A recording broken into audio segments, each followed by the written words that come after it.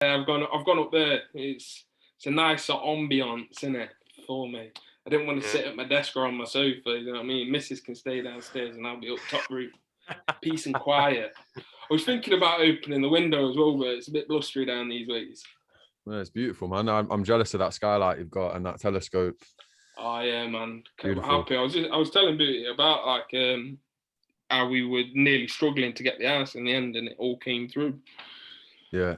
Month after month. Sometimes life has a way of working out when you don't expect it to. You know what I mean? Oh man, I was so nervous on that part. I'm like blessed now. Like I've got everything in that I need to. Sean hasn't been round because of lockdown and everything yet. Yeah. I've got my reclining.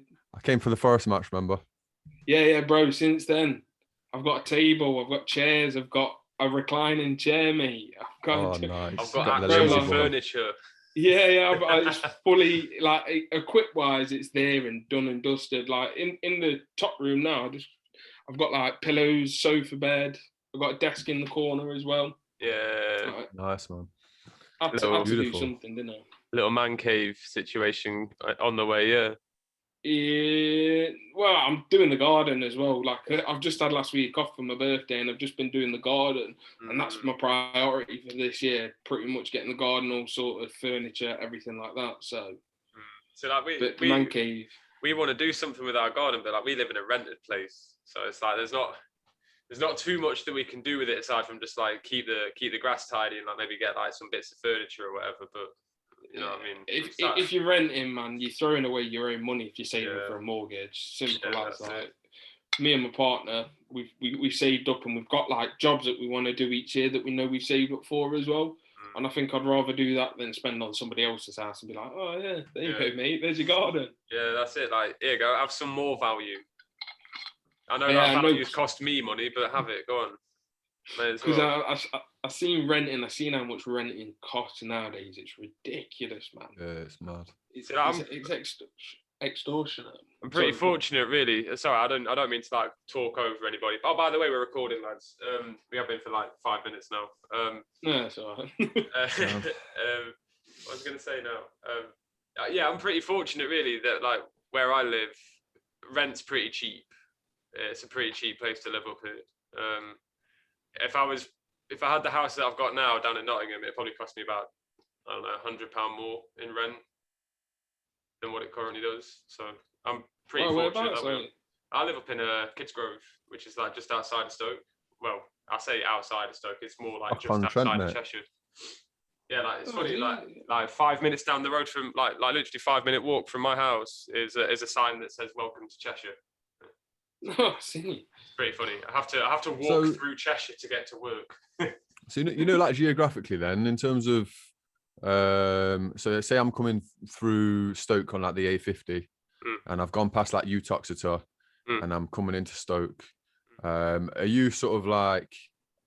Are you the other end of Stoke towards that past the Britannia Stadium and Newcastle on Lyme and stuff like that? Yeah, we're actually part of a Newcastle under Lyme Borough Council here. So it's weird. Like technically, I live in Newcastle, obviously under Lyme, not sort of Geordieland Newcastle. I live in like under Lyme, which like confused the fuck out of me at first. Honestly, I was so confused by it. So I kind of understand it as like, say there's like Derby. Like there's Stoke, and then that's me there. Do you know what I mean? Sort of northeast, northwest. Northwest, yeah. Like so like I said, like Cheshire. I believe it's Cheshire East, maybe. But yeah, like there's a lot of Cheshire nearby me. So like Alsager, Congleton, and that sort of leads to like Nantwich, and then ultimately goes to like Chester, and then towards Liverpool, etc. Nice places that way though. Yeah, I mean, it's Cheshire sides. Gorgeous down here, mate. There's I'm quite fortunate really as well because there's a lot of like I've always been quite lucky to have a lot of beauty like right on my doorstep. Like when I grew up in Top Valley, I had Bestwood Lodge, Bestwood like Country Park on my doorstep, and like now I've got like Lawton Woods. There's like a beautiful canal that runs near my house. There's a lot of nature near me, and I like to have a lot of nature near me if I can. That's why like Gunthorpe's a great place to live, honestly. Mate, trust me, like beautiful. I say, the just around is just a 2-minute walk and you're by the river. Do you know what I mean? There's lakes just across the road as well, the private fishing lakes, but they'll let you walk around as well. But you've got places like Hoveringham just down the way as well. Like these are all dead close by, and it's the peace. The peace does it for me more than anything. The peace. Like you can just sit there, even in your windows open, you can hear the birds outside, and it's just peaceful. Like I do live near the main road as well, but it's like it's not there half the time. Yeah. You always forget about it, don't you? You can look past it, right? Sean will tell you it's like not far from the main road, but that's the key thing. Like if I could hear the cars constantly, I would not be like purchasing that house. But because it was off the way, I just thought I'm going for it. Going for it. Can't blame you, man. I can't blame you. And like Gunthorpe's a really nice area as well. To be fair, like I lived in Gedling for a little bit as well, like Sean. I didn't know that. Yeah, man. I spent like about probably the best part of a year there with my ex-partner. That was. Oh, okay. I can't remember what the bloody place was called now, but I couldn't even tell you any of the road names actually. I forgot completely like where I used to live there. So you know, as you go in through Gedling, I guess. So like you've come off Mapley Top and you've gone down like that other main road that goes. What's it bloody called now? Oh, no, yeah, Westdale. Thank you, Westdale. And there's like a left turn that you can take, which takes you down like one of them really sharp hills. Yeah, and then you can take a right turn off there, and it's got like a couple of flat blocks, and you used to live in one of them flats.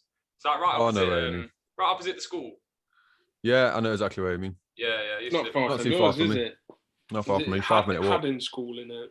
I believe so. Yeah. And there's like a 45 bus terminus right near there. I only know shit about where the buses go. You know what I mean? Easiest thing. Well, I'm surprised. Gunthorpe. There's none of that here. Yeah, I know, man. I've spent a lot of time there, innit? Like getting in the mate's whip and going out and smoke weed with them and shit.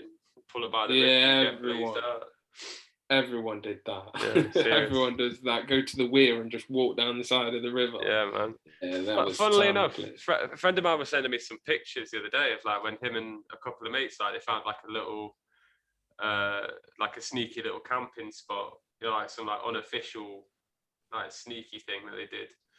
And like it was right near the weir as it goes. Yeah, looked amazing. I'd love to go camping there. Oh, people stay overnight fishing. Sean, I'm sure Sean's done that. Oh, I used to go Gunthorpe quite a lot, mate. Me and pubs a lot of the time. Yeah. Take the bivvies, chill out. Half of the thing about fishing was just getting away from it all and just having the nature around you and just relaxing, hearing the river in the background. Till you get that bite, mate. And then it's all action and go. Yeah. Until you get that bite, then it changes. Literally. I'm thinking. Yeah, good times, man. Just hear the line going, don't you? Oh, that messes with you, man. Honestly, when you've been like night fishing for like 2 or 3 nights and you come home, you still hear the bite alarm like going off in your head at times. It's like, it's a nightmare. It drives you mad because you're never 100% relaxed because your subconscious is always thinking you might get a bite. So even when you go to sleep, and then when you like go to sleep and then you get woken up by that alarm in the middle of the night. Yeah, it's like panic stations. I remember my dad one time down at Collingham Weir, he woke me up at like 3 a.m. with a big carp in the tent, just his fish face, like his big lips. My face. He's like, "Okay, Sean." I'm like,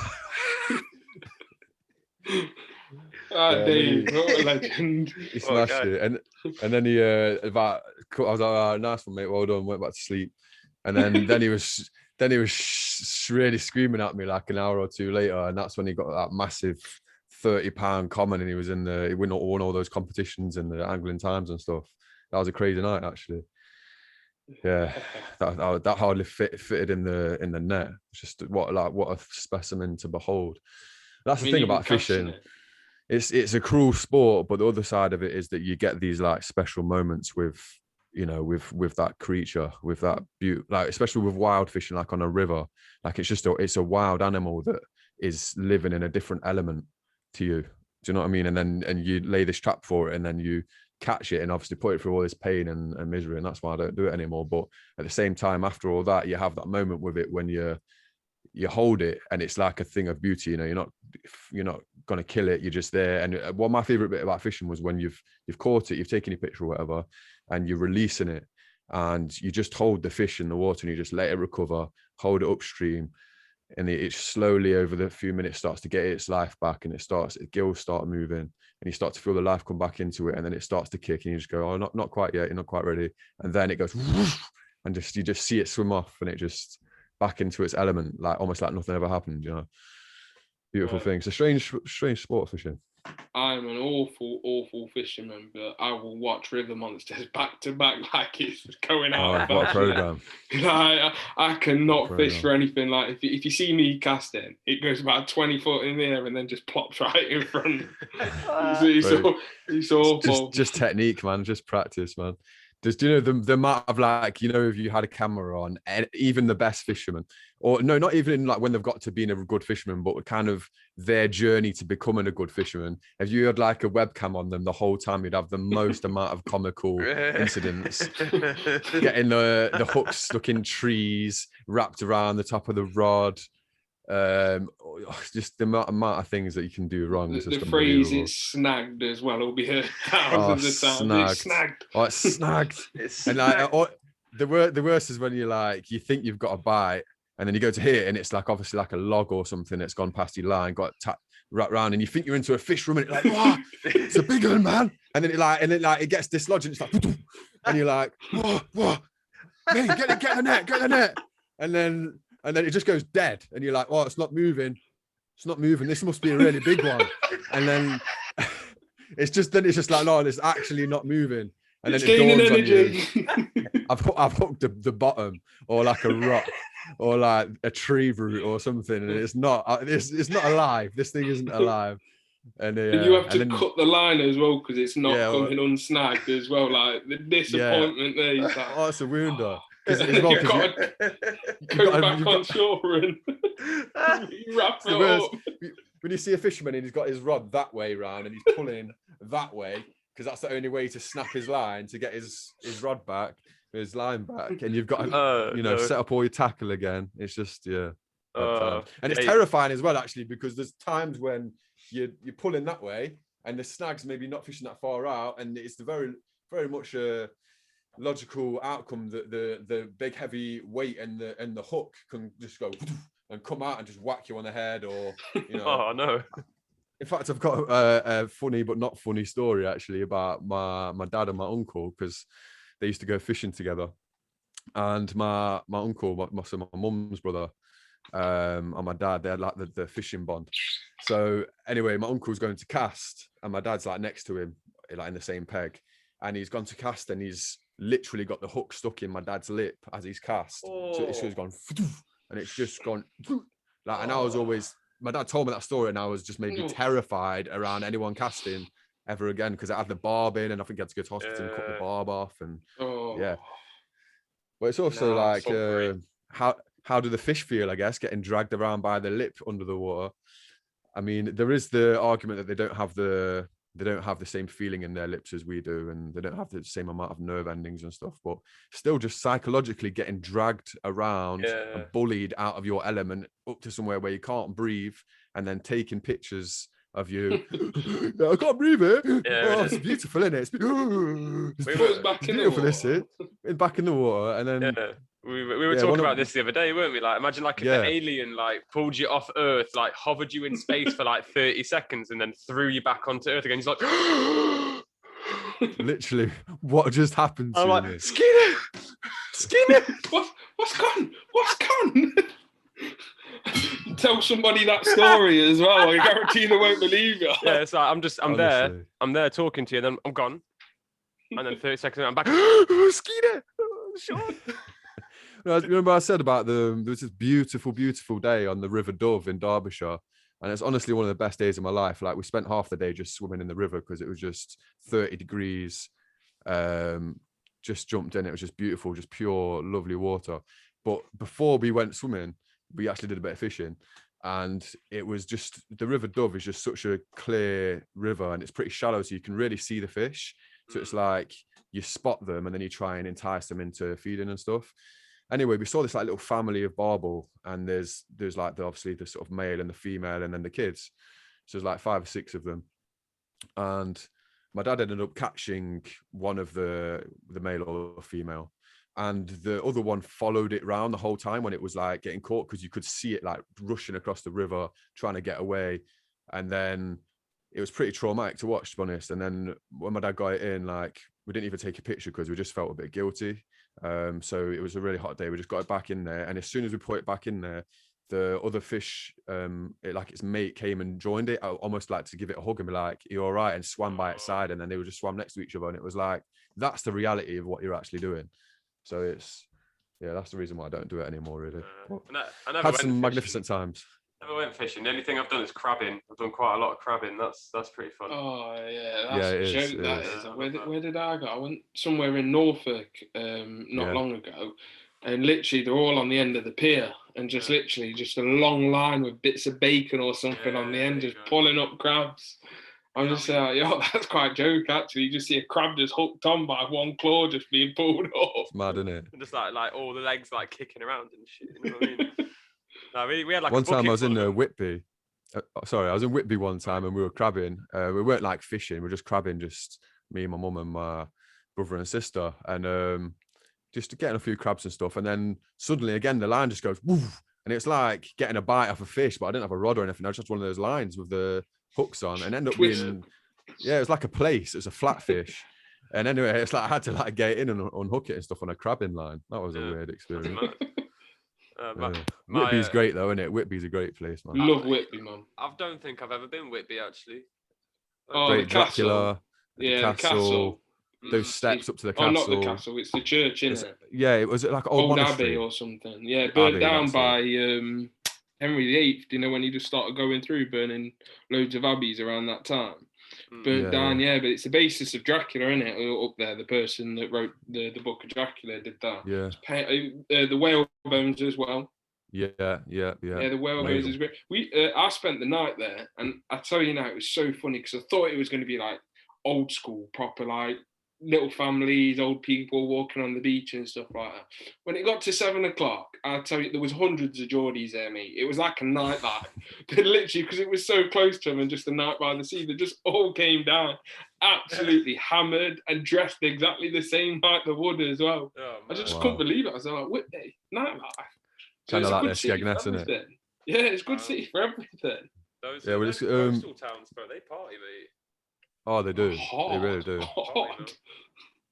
Do you know, actually, the last eclipse that we had, which must have been like, I don't want to say around the year 2000, the last total eclipse. I was only young. 2002 or something around that. Yeah. Start of 2000s, wasn't it? I was really lucky because I was in Whitby when that happened. You know the cliffs at Whitby were near the whale bones and stuff on the top. Yeah. And I managed to witness it there. Really special. Do you know when the next eclipse is going to be? It's like 2060 something, I think. Yeah, I thought it might be like you're lucky to get 1 or 2 in your lifetime. Don't hold me to that, but I think it's like 2067, something around that, maybe 2040s. But I know because I was thinking that time period, I'd be quite an old person, or possibly not be around at the point. So that's what I think. But I think it might be 67. If it is 67, what, you got 47 years? Could be witnessing it again. Hopefully. I mean, when you think how fast time's gone. I think actually it's a bit earlier than that, mate. Is it? What we got? Well, there's different types of eclipses, because the other day, Imogen was saying to Alexa, because she told me there's an eclipse, but there's eclipses where in certain areas of the world it's like a total eclipse there, but it's not from where we are. So it's like in the North Pole, it feels like a total eclipse from that position on Earth, but because of the angle. But in terms of like a total eclipse for everybody, I think they're only like every 50 to 100 years or something like that. I think it's quite a long time. Yeah. There was that not long ago with Mars, wasn't there? Yeah. Yeah, or what with Mars, Jupiter, and Saturn, and it was a huge. All 3 lined up. Yeah. Yeah, that looked incredible, didn't it? That was only a few months ago. That's what I mean. Yeah, that was sick. See, it's weird. Like, yeah, you're right. There's like so many different kinds of eclipses, and they don't like. So it says here, like. Yo, John, your mic's gone a bit quiet. Oh, sorry. It's probably because I wasn't talking to it. Is that better? Yeah, man. Yeah, so it says here like that we're looking at one for the UK on the 12th of August 2026, and that's going to put the whole UK into darkness. But obviously, if you're talking about like a worldwide one where everybody experiences it at the same, then I don't really know how everyone could experience it at the same time, though, because it's like nighttime in certain places now, and it's daytime right now in like other places like Australia or whatever. Yeah. Or if it's in like the same 24-hour period or something. I think it is the whole. I think it's the Earth's turning that the eclipse is there, isn't it? So they get it all within one 24-hour cycle. Yeah, I think so. Yeah, don't hold me to that as well, but I think that's the total eclipse of the whole Earth just rotating. Yeah, man, that's pretty cool though. 2026. Yeah, not too long. There's gonna be a partial one before that apparently as well in 2025.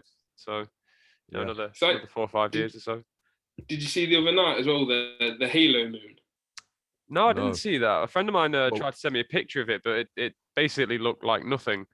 You know what I mean? Yeah, it doesn't look strong, but it's something about the light, and there was like a halo around the moon. It was like proper around the moon or something. Was it like 2 or 3 nights ago? Yeah, I think it was in the last week or something, because my partner pointed out. She went, "Oh, look, the halo moon," and then I seen it in the Nottinghamshire Post a couple of days later.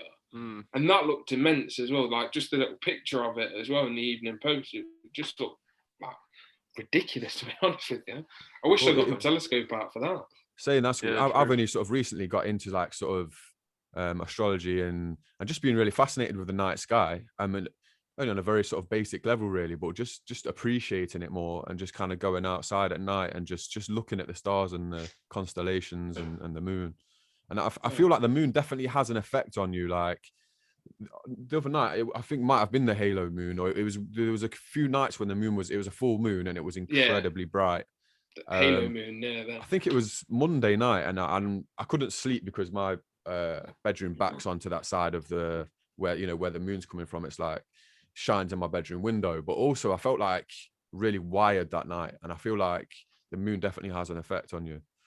And I think we've kind of lost touch with all that kind of stuff as in human society, because we're inside so much. It's not such a factor. I feel like thousands of years ago, and even hundreds of years ago, people were so much more connected to the cycle of the moon and the sun, and it was like they almost worshipped it. Yeah, March the 23rd, mate. That it happened. March the 23rd. Yeah. So what's that, about exactly a week ago?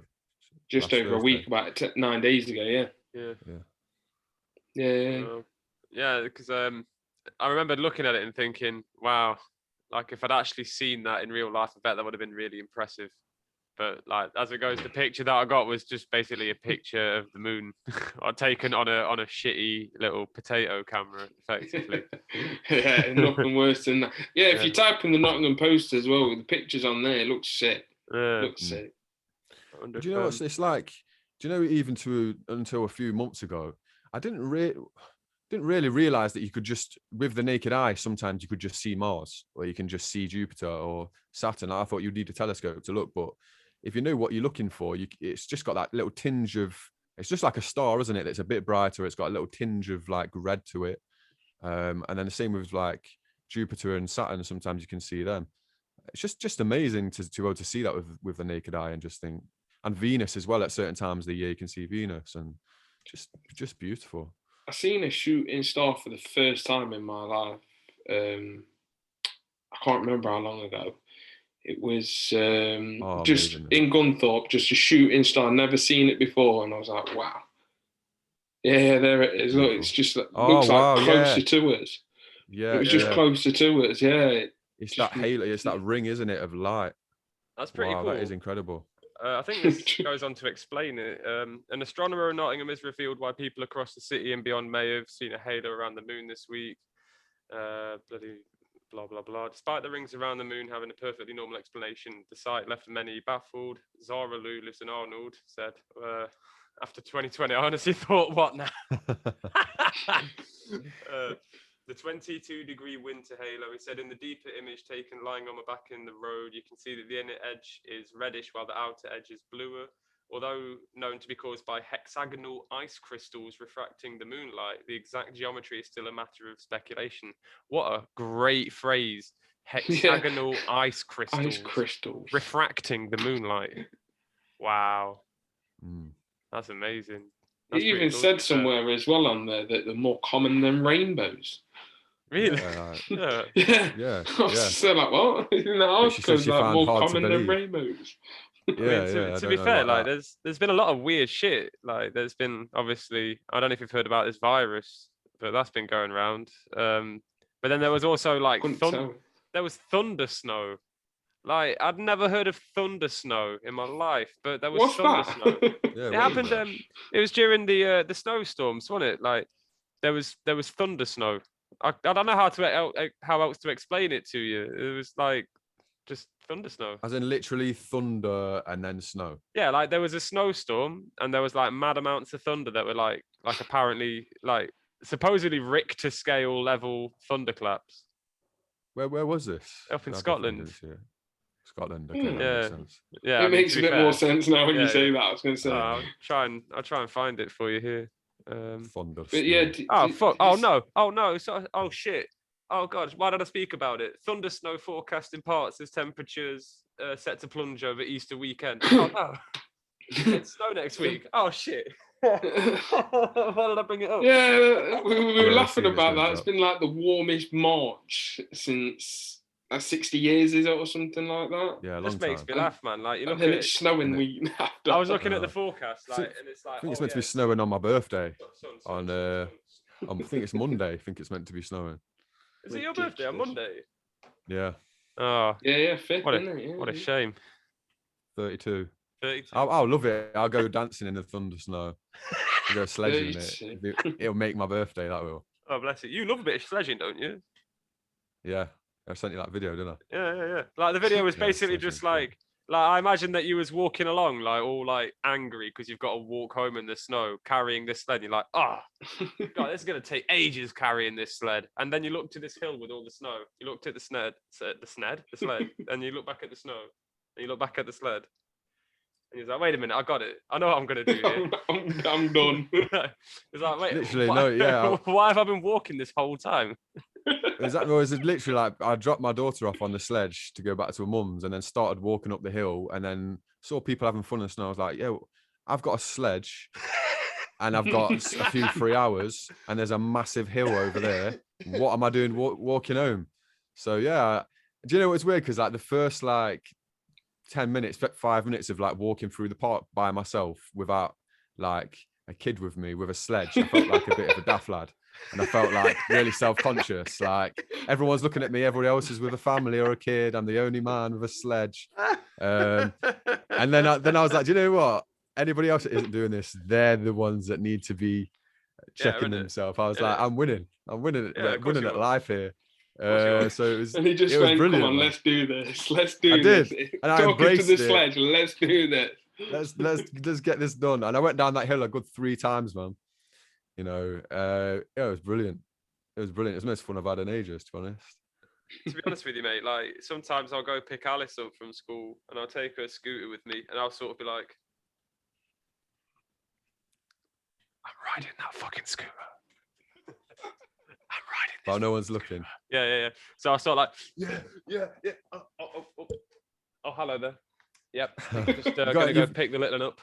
Yeah. You've got to fully embrace it. You've got to fully embrace it. I saw a guy the other day. Yes. I saw a guy the other day who must have been like 40, 50, on like a full adult scooter with a helmet on and everything. And then it was like, what a sight that was. But I thought, do you know what, mate? I rate you because you're absolutely fully embracing it. Like, he did look like the 40-year-old version. I'm not going to lie. He looked like a character from a film. But I thought, you know what? Good on you, mate. You're having a good scooter to yourself. You know, well done you, mate. Well scoot, done. Motherfucker. I'm out. No, man. You've got to remember how to have fun. That's the most. You have. It's a trick. You know, growing up and all that. It's a bit of a con. Yeah, it's like you've got to be serious and take yourself seriously, and it's, you know, I mean, it can, if you embrace that too much and forget just to have a laugh and just forget how to be a child. If you don't laugh, like there's something wrong. Like you have to take everything with it, like just pour your heart out with laughter. Yeah, it makes you feel better. If you, I like many times, you know, when you're just there with your mates and you just crack up laughing together, and it can go on for 20 minutes. It's like the release of that is just like so good. Yeah, you just got to laugh at everything. To be honest with you, that's kind of what's been so good about doing these podcasts. It's I've not seen friends in a long time. I've not seen parents in a long time either. Really, like the only people I sort of see nowadays is like my missus and Alice Little, and then like my missus's family as well. So like this kind of, it reminds me how to be social. You know, it reminds me how to have fun with your friends. Because that's one thing that I never want to forget how to do. I never want to be that guy that's no fun, or at least doesn't know how to laugh at something.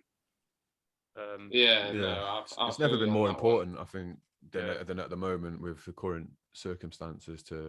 I mean, the funny thing is, Sean, is that like even though the circumstances are what they are, it's no more or no less important than it's ever been. But it's just I've taken it for granted so much in my life that like now I'm in a position where I live away from Nottingham. I can't just go around to my mate's house on the drop of a hat. You know what I mean? It's like, yeah, it's more important in the sense that we're not getting to see each other face to face. So having a virtual social life is more important than it's ever been. Sure. So in that way, but yeah, I mean, obviously social life's always been important and always will be. But us having a social life, even if it's over Zoom, is, you know what I mean? It's the best we can do at the moment, isn't it? So it's always good to have the connection in it, no matter what. Like face to face, even a telephone call, even messages and stuff like that. Because I can categorically say I'm the worst person for messaging, ringing people. I'm very antisocial, and I never wanted to become that. And I just think that it's about time. Like, there are things you can do like this, but the face-to-face interaction, like sitting around having a beer, do you know what I mean? The barbecue situations and stuff coming into summer, that just changes everything, to be honest with you. It's just, that's what you cherish and that's what you love.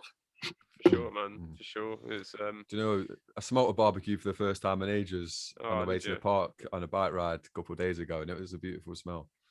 It just smells like good times, doesn't it? It's just... Do you know, have we lost Skeena? Oh no! It looks like we have briefly. Oh no! Have the aliens taken him? Issue. They have. They've seen that telescope, and that's it. It beamed him up, Scotty. Beamed him up. Beamed him up. He'll be back. Here he is. Oh shit! Okay, cool, man. We're just saying the aliens have seen you through the telescope and. Maybe they did. 6 seconds, mate, I was gone, and I've just been dropped straight back down, like straight through the window. And I can't tell you what happened. It was just so quick, just up and down, up and down. Nothing was caught in my mouth, though. In my mouth, so don't worry about that one. Do you know what I mean? Oh, no one was chasing me as well. It was just a quick up and down, up and down. Up and down. I don't know what happened there, to be honest with you. Laughing is hard at the minute. Oh. Yeah, you're not very well, are you? No, man, not at all. That one got me though. That did. It's when you said about he said he's going to beam me up, Scotty, and I fucking lost it, mate. Like my whole chest like contracted in it. Oh. Yeah, I don't know what happened there. Just literally screen went all blank. I was like, whoa. Yeah, it happens sometimes. We was on with Hamad the other night recording our MMA show. Yeah. And like there was a bit where like his phone basically caught on fire. And he had to go. yeah. Watch out for that, mate, because he said it overheated, and then he had to use his girlfriend's phone to finish off the call. So, but that was like a 2-hour and 7-minute call. So we'll make it not as long so that your phone survives it. You're a MacBook anyway, aren't you? Oh, you're on your MacBook or your laptop? Yeah, I'm on my MacBook. Phone's next to me, mate. I wasn't using the phone. You know what I mean? No. MacBook all the way. Because I was umming and ahhing because I got my J Beats next to me as well. And I didn't know which ones to put on. So I've just gone with the AirPods for this time. But anymore, I might come with the big headphones as well. I couldn't decide which really expensive audio equipment to use. Innit? Check you out. Oh, bro, I'm not going to lie to you. I've not brought any of this. You know what, though? You can hear the quality's really good on your microphone to say that it's, you know, like in phone in ear. Those AirPods, mate, they're no joke. They're really good. Really, really good. But like I say, you know, when you take it out of your ear, it pauses things as well. Like if you're watching something, they're sick as anything. Like they're worth the money. I admit. The Dre Beats and everything, the quality of the sound is so much better. But you know, AirPods, just for what they are, the fact that you can double click the side of them and it skips a track and stuff like that. Unreal. The technology in them is ridiculous. My favourite thing about it is... actually. Sorry, Sean, what was you going to say, mate? No, I was just saying, I've got some... they're not AirPods, but they're just like wireless headphones, and you tap on them. I only figured it out the other day. I like tapped it by accident, and it's paused it, and I double tapped it, and it was like ding. It changed. I changed the track, and I was like, this is a game changer. Like whenever I'm working out, and I'm like, this isn't doing it for me. I'm like, yes, come on, let's get some reps in, baby. See, I've got mine set up so that you double tap and it just presses, play or pause. Sorry, I thought I had like a burp. I've got a question. Sorry, one thing I was going to say. Go on, bro. Go on, might as well. Just while we're on the topic of the earphones, do you know how to turn the volume up with your finger? Is there a way to do that? Because I've not looked in the instruction manual for that. It's just got to be on your phone. It's just on your settings, I guess. I think you can just this is what I was about to say, actually, interestingly enough, coincidence. You can set it up, at least with the AirPods you can set it up so they do different things. And you can actually set it so that like one earphone does a different thing to the other earphone. You just have to look in your settings, I guess. On the Bluetooth settings on it, you know what I mean? Yeah, they're just ridiculous. You can go in and there's loads of options. I thought if you just clicked on the AirPods on the I think it's your settings, I thought it would just be a quick one, like left ear, right ear, and it tells you the battery as well, the battery and both ear batteries as well. Ridiculous, mate. Worth the money. I'm not going to lie to you. I was very skeptical about them, but they're definitely worth the money. The Dre. Go on, sorry, mate. No, go on, matey. I was going to say the Dre Beats are just, for me, the sound quality on the Dre Beats, I've never heard crisp and clear enough, to be honest with you, just a normal headset. They're just, and the comfy is anything, but the problem with it, the leather goes dead quick on them. So I've got to get replacement leather for them, which is just... It's the same with all of them, though. Like, I had a pair of Sony ones. To be fair, I had them for a good, 3 years. Like, the leather started dropping off, pretty quickly, but... Then after about 3 years, the sort of, I don't know what you'd call them, the things that fix them together, they just started deteriorating and one of them eventually just perished and came off because it's all plastic, isn't it? Yeah, that's what they are. You can feel the plastic in the headphones themselves. So yeah, no. But like I say, partner got me these for my birthday, and I won't look back, to be honest with you. They're just unbelievable. Sean's having a little wobble here, mate. Yeah, no, he's getting his camera set up. He's having to rearrange. You guys talk for a second. I'm just gonna get some more water, okay? Yeah.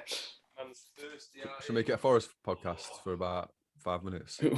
Mate, we can do. I've been reading a few articles, but nothing surprised me at the moment.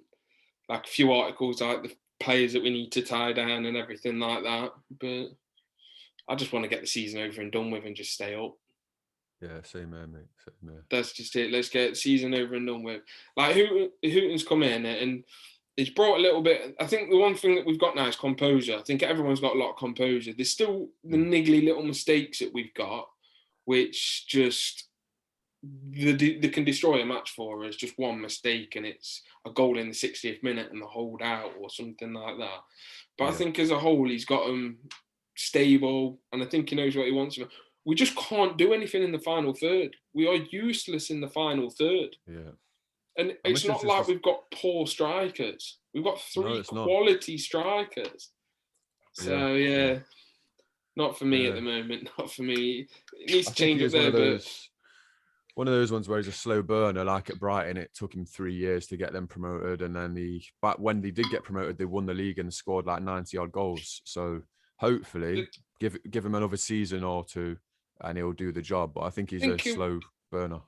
I think he'll be all right next season. I just think the issue is that Forest as a whole don't go and buy like a quality young striker that you're gonna have for a few years, like an Ivan Toney. Since Asombalonga, we've not done it, have we? Yeah, and it's like you've got young lads at Peterborough and stuff like that that take a punt on. Go and get them. Take a punt on them. They're scoring 25 plus goals in League One. What is it about Peterborough that they've just got a magnet for young strikers? I don't know. The strikers there are just unreal. And like Ivan Toney, I think they paid like, was it 15 mil, something like that for him, maybe a bit more. Yeah, and he's just, money, what is he, 22 goals or something this season? 28. Just an animal. Yeah, 28, and he's got about 10 to 15 assists. He's created like over 30 goals for them this season himself. There's already talk of him being in the England squad. Do you know what I mean? Like, why are we not going to buy players that could possibly do that? That's the key thing that Forest need to do. And the youth that we've got coming through, like, we had that right back, that Gabriel that went out on loan, or left back that went to Port Vale or somewhere. Brennan Johnson, like, everybody is talking about him at the moment like, where's he going? Premier League clubs looking at him and everything. Alex Martin quality. Will Swan, another lad that could possibly do it as well. Let's see what we can do with them. Don't hold them back. Yeah, I agree. If they're good enough, they're old enough. I'd like to see a few of them given a chance next season for sure. Yeah, exactly, man. Let's pray and hope. But we'll turn this into a Forest podcast, by the way. While you're, that's so good. I know you're a casual Forest fan, aren't you? I'm a non-practicing Forest fan. How I look at it. You're always one that hopes they do well but don't follow. Forest have always been my team. Like me, my brother, and my dad used to go to every game up until I was about maybe 12. I've got a very, very peripheral interest in football nowadays, though. Honestly, like I can sit and watch it happily. What on earth is Sean doing? I don't know. Looks like I'm the same. Do you know? I've got a very, very peripheral interest. I can happily watch it, but I just don't. You know what it is? I can't keep up with it, mate. I don't know what I'm talking about with it. Too much going on. Too many rules are changing. Too many this, that, and the other. But I think like since lockdown, since it's come back during lockdown, football has been like a shining grace for me. Like I sort of kind of, when you fall out of love with something. And you need something to like bring back the passion and everything like that. Like Forest has always been my passion, and I'll always follow them and everything. But watching games of football before lockdown, I just kind of lost the love to do. Yeah. And then during, like once I started replaying again in like June or July times, whenever it was, just fell in love with it now. Any chance I get, I'm always there watching football. I mean, don't get me wrong, I don't watch like League One and stuff like that. But good quality football, I'm just there no matter what. BT, Sky.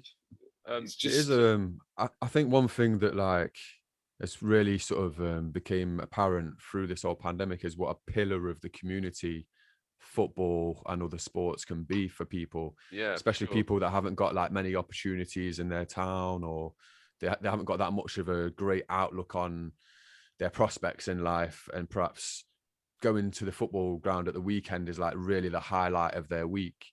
And taking that away from them, I think it affected a lot of people in like in a really bad way. So at least having it back on TV. Have you seen what Forest are doing there?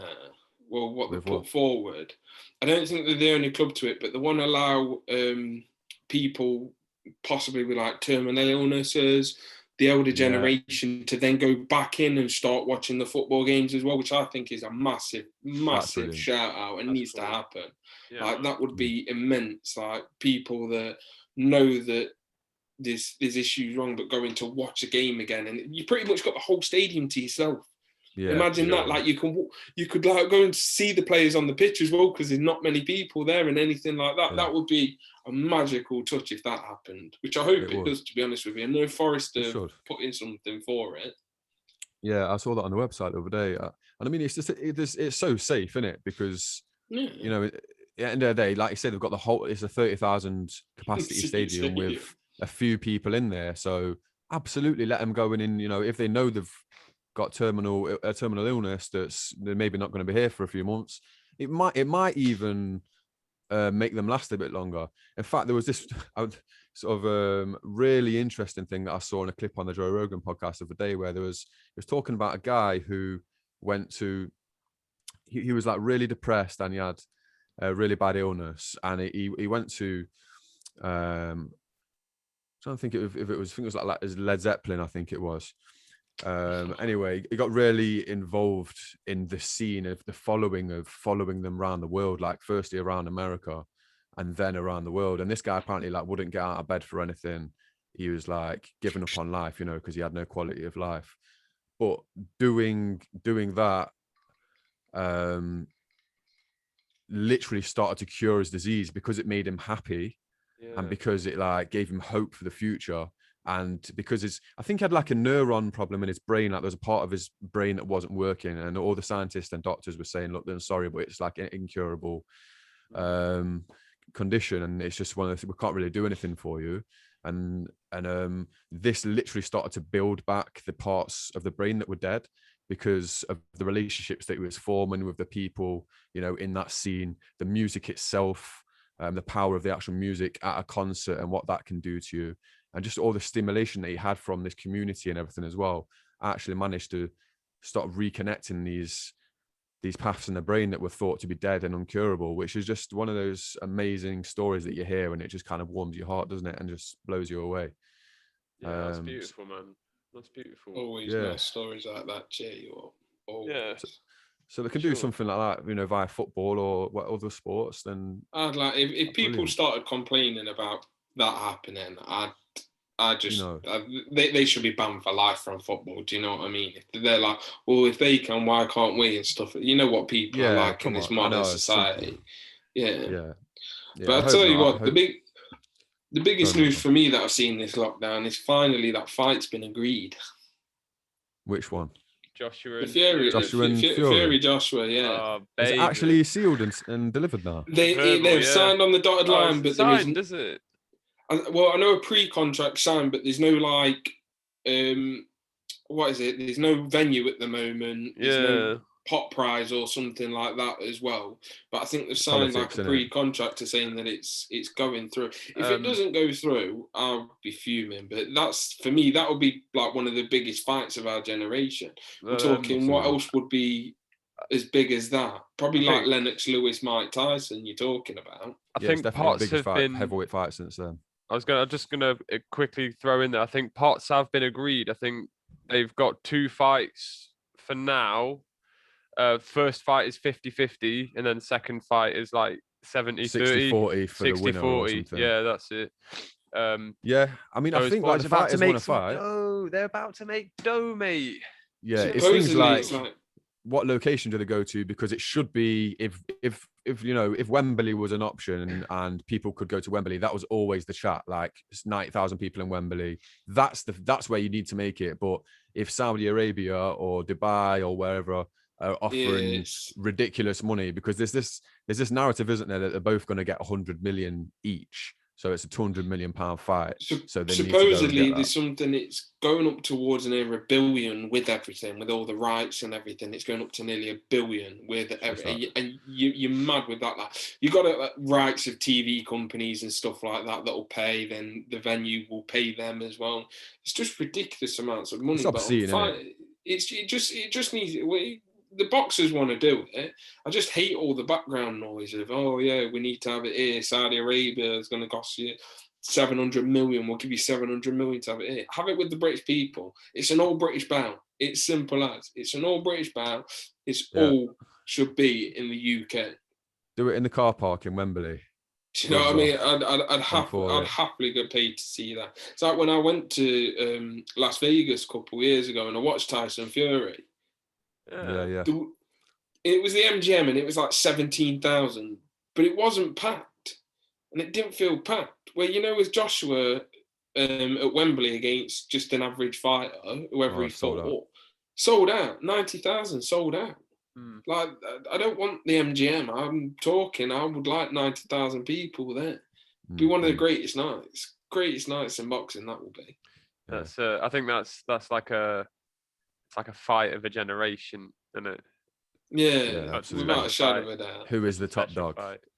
Like, who is the best British heavyweight boxer?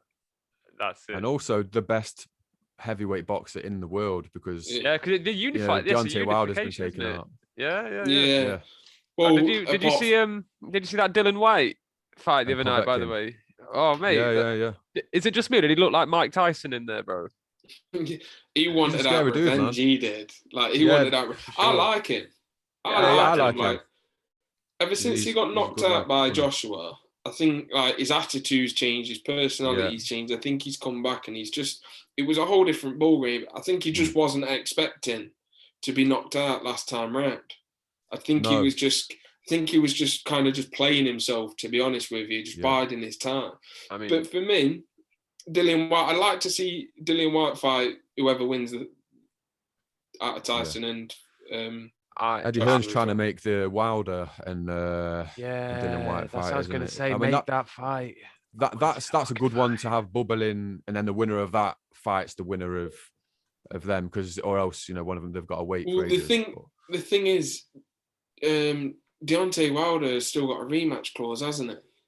Yeah, there's been talk about that. It's like I think it's expired. I think he had a rematch clause within a certain amount of days from the match, and now that's expired, and therefore they're saying you haven't got it's expired. So I think the legal teams are involved, and they're perhaps saying that Tyson's team didn't want the fight or didn't negotiate the fight, and da. So I think there's lots of back and forth between pointing fingers at who's to fault, who's to blame for that. But I think I think at the end of the day, the world doesn't need to see that rematch right now. No, it's not. He beat in both fights, comfortably beating both fights. He's not on Fury's level. But to be honest with you, I don't think Joshua is personally. I think it's such an intriguing fight with them two, because it's like Joshua's he's the more technically proficient, orthodox boxer. Like you teach him in the gym to look like Joshua, like he's modeled himself on Klitschko, and he's pretty much perfect.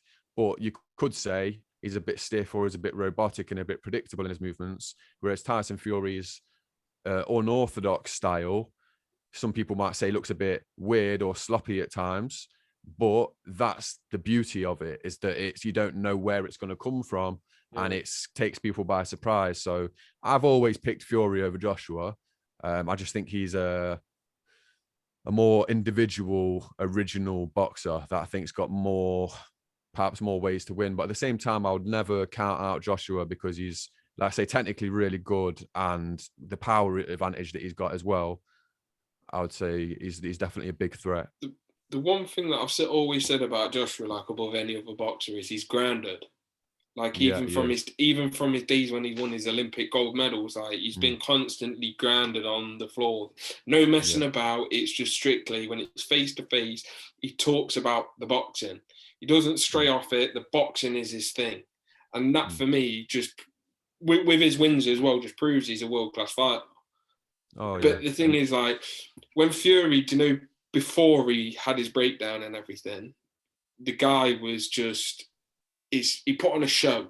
He was more a character, and his boxing did speak as well, but he didn't put his actual talent to good use. He was all about his show and everything. And when he came back and just lost all the weight and got into training, like I say, when I watched him in Vegas, there was a part, you can YouTube it, where he's just ducking and dodging 7 punches on the ropes. And this is a 6'8" guy, just literally just moving dead quick. And that for me just... that made me think that, he's a very unusual guy. I think the thing you could probably say is that you could teach someone to be like Joshua in the gym over a number of years, but I don't think you can teach anyone to be like Tyson Fury. I think that's that kind of 1 in a billion thing that he's got. I think it's kind of similar to the Messi, Ronaldo sort of argument. Yeah. One's built themselves and one's naturally got the gift, and you can tell which is which. That's the perfect comparison. Yeah, top trumps, you give it to Joshua and Ronaldo all day, because they've got the physical attributes. They look like the perfect footballer / boxer. The hard working and everything. It's not putting anything off anybody else, No. And it's and all the respect for all of that. You've absolutely made the most of yourself. You've built up. You've got a great mentality, and I respect that to the maximum. But it's like Messi and Fury were born with some kind of genius. Yeah. There was something about living it. in them. Yeah. Yeah, I'm 100% with on that one. And it's putting like I say, it's not putting anything on Joshua, because Joshua is world class. Like, he's got the belts and he is there, and he will always be ranked up in the top as well of heavyweights of all time as well. You can't deny that. That's where it gets really interesting, though, isn't it? It's like we're basically testing out the difference between natural talent and like hard work. Right. That's the fact. I guess then what's kind of made Tyson Fury more scary since he's come back from his mental illness is the fact that he now works hard to cure his mental illness, whereas before he hated training. It was something that he had to do, and he just like turned up and or he like lost all the weight in camp and then ballooned back up. Now he trains every day. Although I must say, I saw a video of him jumping in the sea at Morecambe Bay a month or so ago, and he looked very out of shape.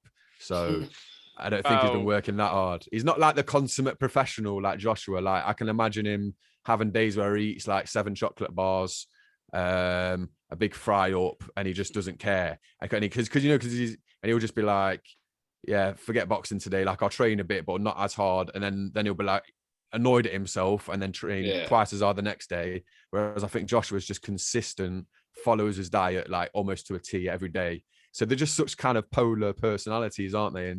And that's what's interesting about that fight, as well as the characters. Like, I was talking to a mate the other week or a little while back, and over the period of time, like our generation, we have literally got the best in each sport that's come across. Like, if you go through all the sports and everything, like you look at the Messi and Ronaldo there, but if you go to the likes of even F1 racing, you got your Michael Schumacher and your Lewis Hamilton. You go to golf, Tiger Woods, Roger Federer, Rafael Nadal. Like, these are like, our generation has witnessed some of the greatest. Do you know what I mean? There's nothing, even Mike Tyson was part of our generation. And you can talk about the Mayweathers and stuff, but out there throughout our whole life, we've witnessed loads and loads of top class athletes and stuff like that, and I think we've been very lucky to have that. We've been really blessed. I'm just kind of reading this in the background, and is this him saying that at the moment he's stopped training and he's drinking anywhere between 8 and 12 pints of lager a day? This is what I just wanted to mention this to you guys. I just thought it was interesting as we were talking about AJ and Fury.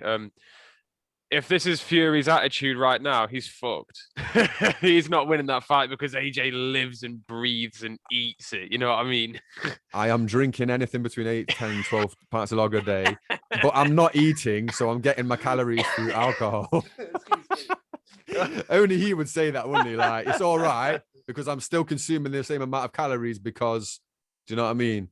It's all right. I'm not eating. Wow. But do you know what? Like, do you know what I think it is with him? It's like, at the moment with the pandemic, he will be thinking nothing's going to happen. With this fight probably isn't going to happen for months. So what's the point in training? I think he hasn't even got a date. Yeah, I think he was training for like months, and he's like, I'm getting sick of like building myself up for something that's might never happen. So then he goes off the rails and does this. That's the difference between him. Joshua won't go off the rails. He'll just go, yeah, it will happen eventually. And if it's not Fury, then I'll fight someone else. And he just stays within those rails, whereas Tyson's all over the shop. But that's what makes him so dangerous at the same time, because you don't know what you're going to get from him, and you don't know, he almost doesn't know what he's going to get from himself, because he's here, he's there, and that's what makes him such an interesting character. But it's also yeah, you'd absolutely say that makes the bookies go, well, Joshua's going to win this fight at this point because look, he's out of shape, etc., etc.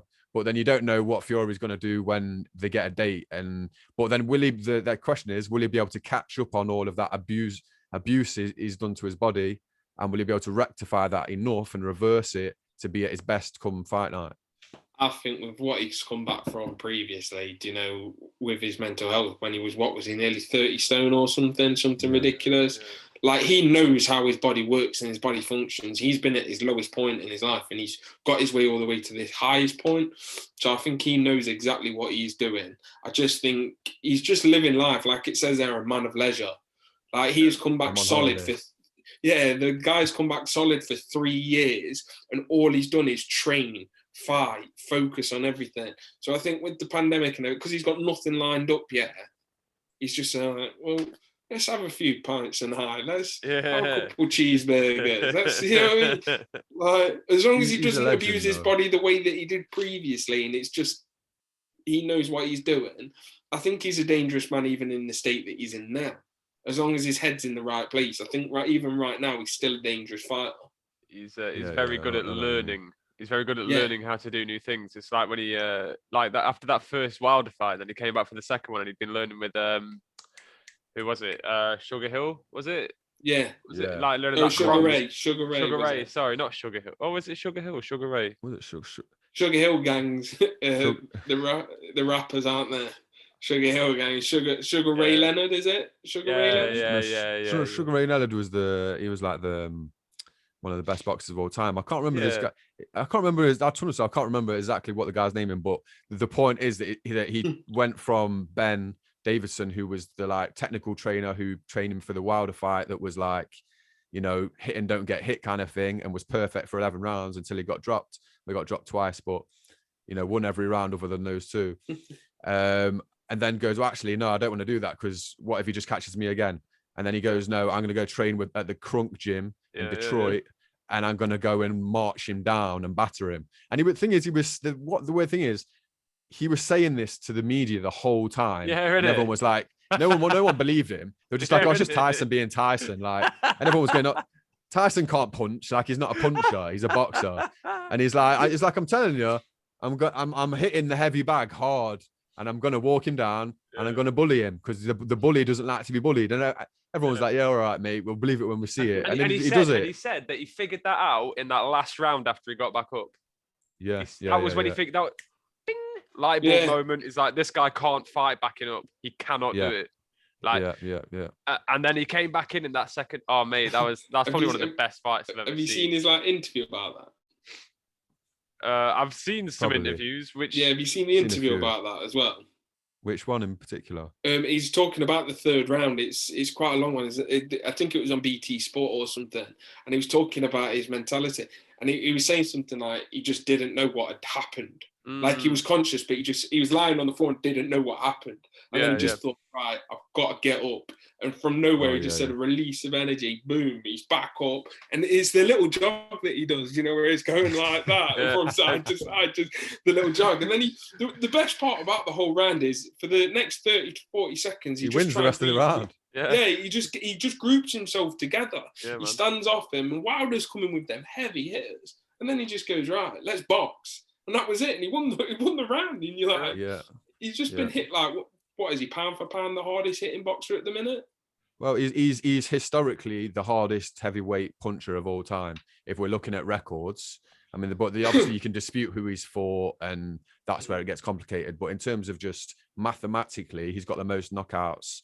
You know, his ratio is like 90% nearly. He KOs pretty much everyone. In fact, I think before he fought Tyson Fury, he literally KO'd every fighter he'd ever fought, because the only person he didn't KO was Stavern when he won the belt, but then he rematched him and knocked him out in like the first or second round. So cleaned him out. That one. I mean, because he said, didn't he? I think it was not long before the fight that he actually wanted to kill somebody in the ring. Oh man, yeah, he said some very. He's like, he starts getting out in his eyes, and he's like, he talks about himself in the third person, and he's like, it's like, when I step in there, it's not Deontay, it's the bronze bomber. I'm a different guy, and the switch flips, and I want to catch a body, and I want a body on my record. That's what he started saying. And I'm just saying, like, they can't do me for that, and you're like, wow. But then you look on the other side of the spectrum when he's out of there. He looks after his disabled daughter and everything. Really like, nice proper guy, family man, proper loving, like 9 and everything. Kids, isn't that? And he's like, don't talk about that, And it's like, like he's a really good dad. He sits and meditates by his lake and thinks really deeply about everything. And he's like a really reflective, nice guy. But then he's got that side to him, and that, I guess, that's kind of like a reflection of humanity, though, isn't it? Like everybody, no matter who you are, has got a good and a bad side. There's always the devil and the angel on you. Do you know what I mean? And it's like everybody, no matter how patient, has got that tipping point where they get angry or they say things they wouldn't usually say in the moment. So it's just like an extreme version of that, isn't it? Of like the boxer mentality when you're training to, you know, to hurt somebody or to win a fight, and then it's going that extra yard to being like, I want to kill someone, which is just like, whoa, like that mentality, you're not really meant to say that, mate. Like, that's not really in the script, but okay, if that's what you're gonna say. He said that on TV. The guy's like looking through the paperwork, like, what? No, that wasn't in here. That's not in here. Okay. Ringing every broadcaster before. Broadcasters before. Please do not put that online. Don't put it online. Cut it out, please. His agent's like, yo, my phone is blowing up right now. What's going on? Yeah. You know, you haven't even watched the interview. I was gonna say, did you hear how he got into boxing? Yeah, from being a basketballer and then failing at that essentially, and then it was his sick daughter that he started boxing for. Yeah, it's a beautiful story. He was driving like a Budweiser like lorry or something, just like making deliveries for Budweiser, and then he was like, well, I heard you can make pretty good money just by punching people, so he just decided to get like really good at punching people. And like, to be fair to him, he's really fucking good at punching people. You know what I mean? To punch a person, yeah. I mean, his whole thing was like he's been like chosen by God, and like he's the chosen one. Yeah. And his grandma told him from a young age that, you know, he was special and this, and he really like believed that. And that was part of like his strength, and you could say part of his weakness in some senses. I don't know. It depends which way you look at it, but it's what gave him that real belief in himself. But yeah, have you seen some of the videos he's made since the Tyson Fury loss, where he's kind of got like music in the background and he's kind of like saying these like rehearsed, sort of almost sort of poetical like verses about what's happened and kind of some like biblical stuff. It's like, it's pretty cringy, man. All of the excuses and shit as well. Yeah, like, and he's that was, I was gonna say, like, he put his gloves a centimetre off and he was whacking me with the glove, and it was 2 inches up. You're like, what you on about, me? Like, come on now. It was a fair fight. Everything's done down to a T in boxing. You can't get away with. I mean, he turned on his own trainers, didn't he? And he's sacked his trainer. Well, the one that threw in the towel because obviously Mark trying Breland. to protect him. Yeah, he wasn't happy with him. And I've got to say as well, Mark Breland, who is, if you talk to anybody who knows even a little bit about boxing and you say the words Mark Breland to them, they're like, what a guy. Like, you can tell he's a nice guy. Like, very well respected within the boxing circles. Like, I remember like a few days after that Fury fight, Teddy Atlas was like singing his praises, saying, look, man, like he's never making the popular decision. Like, the fight is always going to kick off at you, but your job as the corner man is to make sure your fighter stays safe. And if he's getting the shit kicked out of him against the corner, you need to throw that towel in. Like, by the fourth round, you could even see that he was flagging, like he was hurting at the fourth round. Like, if his trainer's throwing that towel in, his trainer's seeing something in his movement, in his punches that we're not seeing because we don't train with him. It's clear as day. He knows what's going on, and he knows he needed to pull him out there. Yeah. I mean, to be fair, like, as the viewer, we could see in his eyes. You know what I mean? He just looked shook, bro. Gone. He looked shook. His legs were gone. Legs were gone. I mean, like, there's the whole thing about his entrance costume being too heavy for his legs. Yeah. It weighed like 300 pounds or something like that. Made him tired when he got there. It's like me. I'm sure you deadlift like a decent amount and like you train and stuff. I'm like, you're a heavyweight. Wow. Heavyweight. You're 6'7", like. Like, your job is to be an athlete. If you say so, mate. You know, it was really reaching. You can't say that and then take it off, and you've got like shoulders that are literally bigger than my whole fucking body. You know what I mean? It ain't gonna go down like that, bro. Your arms as thick as my chest. Like, come on now. Like, what are you messing about with? Don't lie. Yeah, like your wrist is literally bigger than my head. Like, come on. You get paid to be fit. Like, come on now. Like, that was embarrassment. That was, but I didn't like it when he blamed his trainers, because the trainers can't do anything when they're in the ring. They can only train you. As soon as you get in the ring, you're on your own. That is it, simple as. He said he actually called him untrainable the other day. The trainer that he sacked. He said he said he didn't turn up for training enough. He didn't like really listen. He didn't do enough drills. Like, I think obviously he's in incredible shape, so I imagine he obviously went to the gym a lot and did put in the hours there. But they said like boxing wise, he didn't train hard enough. And I guess you know, then I guess you always have to kind of. Oh God, here we go. It did look sick though, didn't it? Like, oh yeah. Oh, it was crazy. I mean, I thought it was a bit cringy, like too sparkly and like crazy. As was Fury's entrance. Like, they were both like ridiculous, but you know, funny. Oh mate, the Fury entrance when I had him, I think it was his second fight in Vegas, and he came into Little America, like doing this all in the ring. It was so sick, that one. But why would you do that? Yeah. No, that is baffling. Why would you do that? I tell you what, the one thing about Fury is at the end of every fight he starts singing. Oh no, he's always got a good song. American pie. What did he sing? The levee was dry. He sang "I Don't Want to Miss a Thing" when I was at the MGM with him. To his missus, he sang wasn't it to his wife. Yeah, it was so dope. And his Uncle Sam, it was like Uncle Sam hat and stuff, wasn't it? Yeah, it was. It was full on. It was so joke. And coming out, and it's there you go. Brilliant. Wilder said his legs were weakened by the £45 costume he wore to the ring he wore to the ring to honor Black History Month. He didn't hurt me at all, but the simple fact is my uniform was way too heavy for me. I didn't have no legs from the beginning in the fight. In the third round, my legs were just shot all the way through. Okay.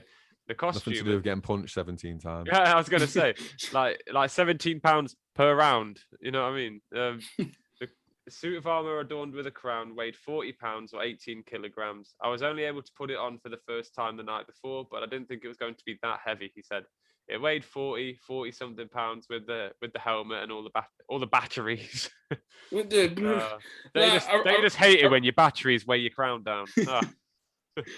I mean, I respect it that it was done for a cause like Black History Month, but the fact that like you've created a costume that's nearly 20 kilos just for that, like you know you're going to a ring, you know you're fighting the day before, even if you have to change it the day before because you know it's going to impact you, do it.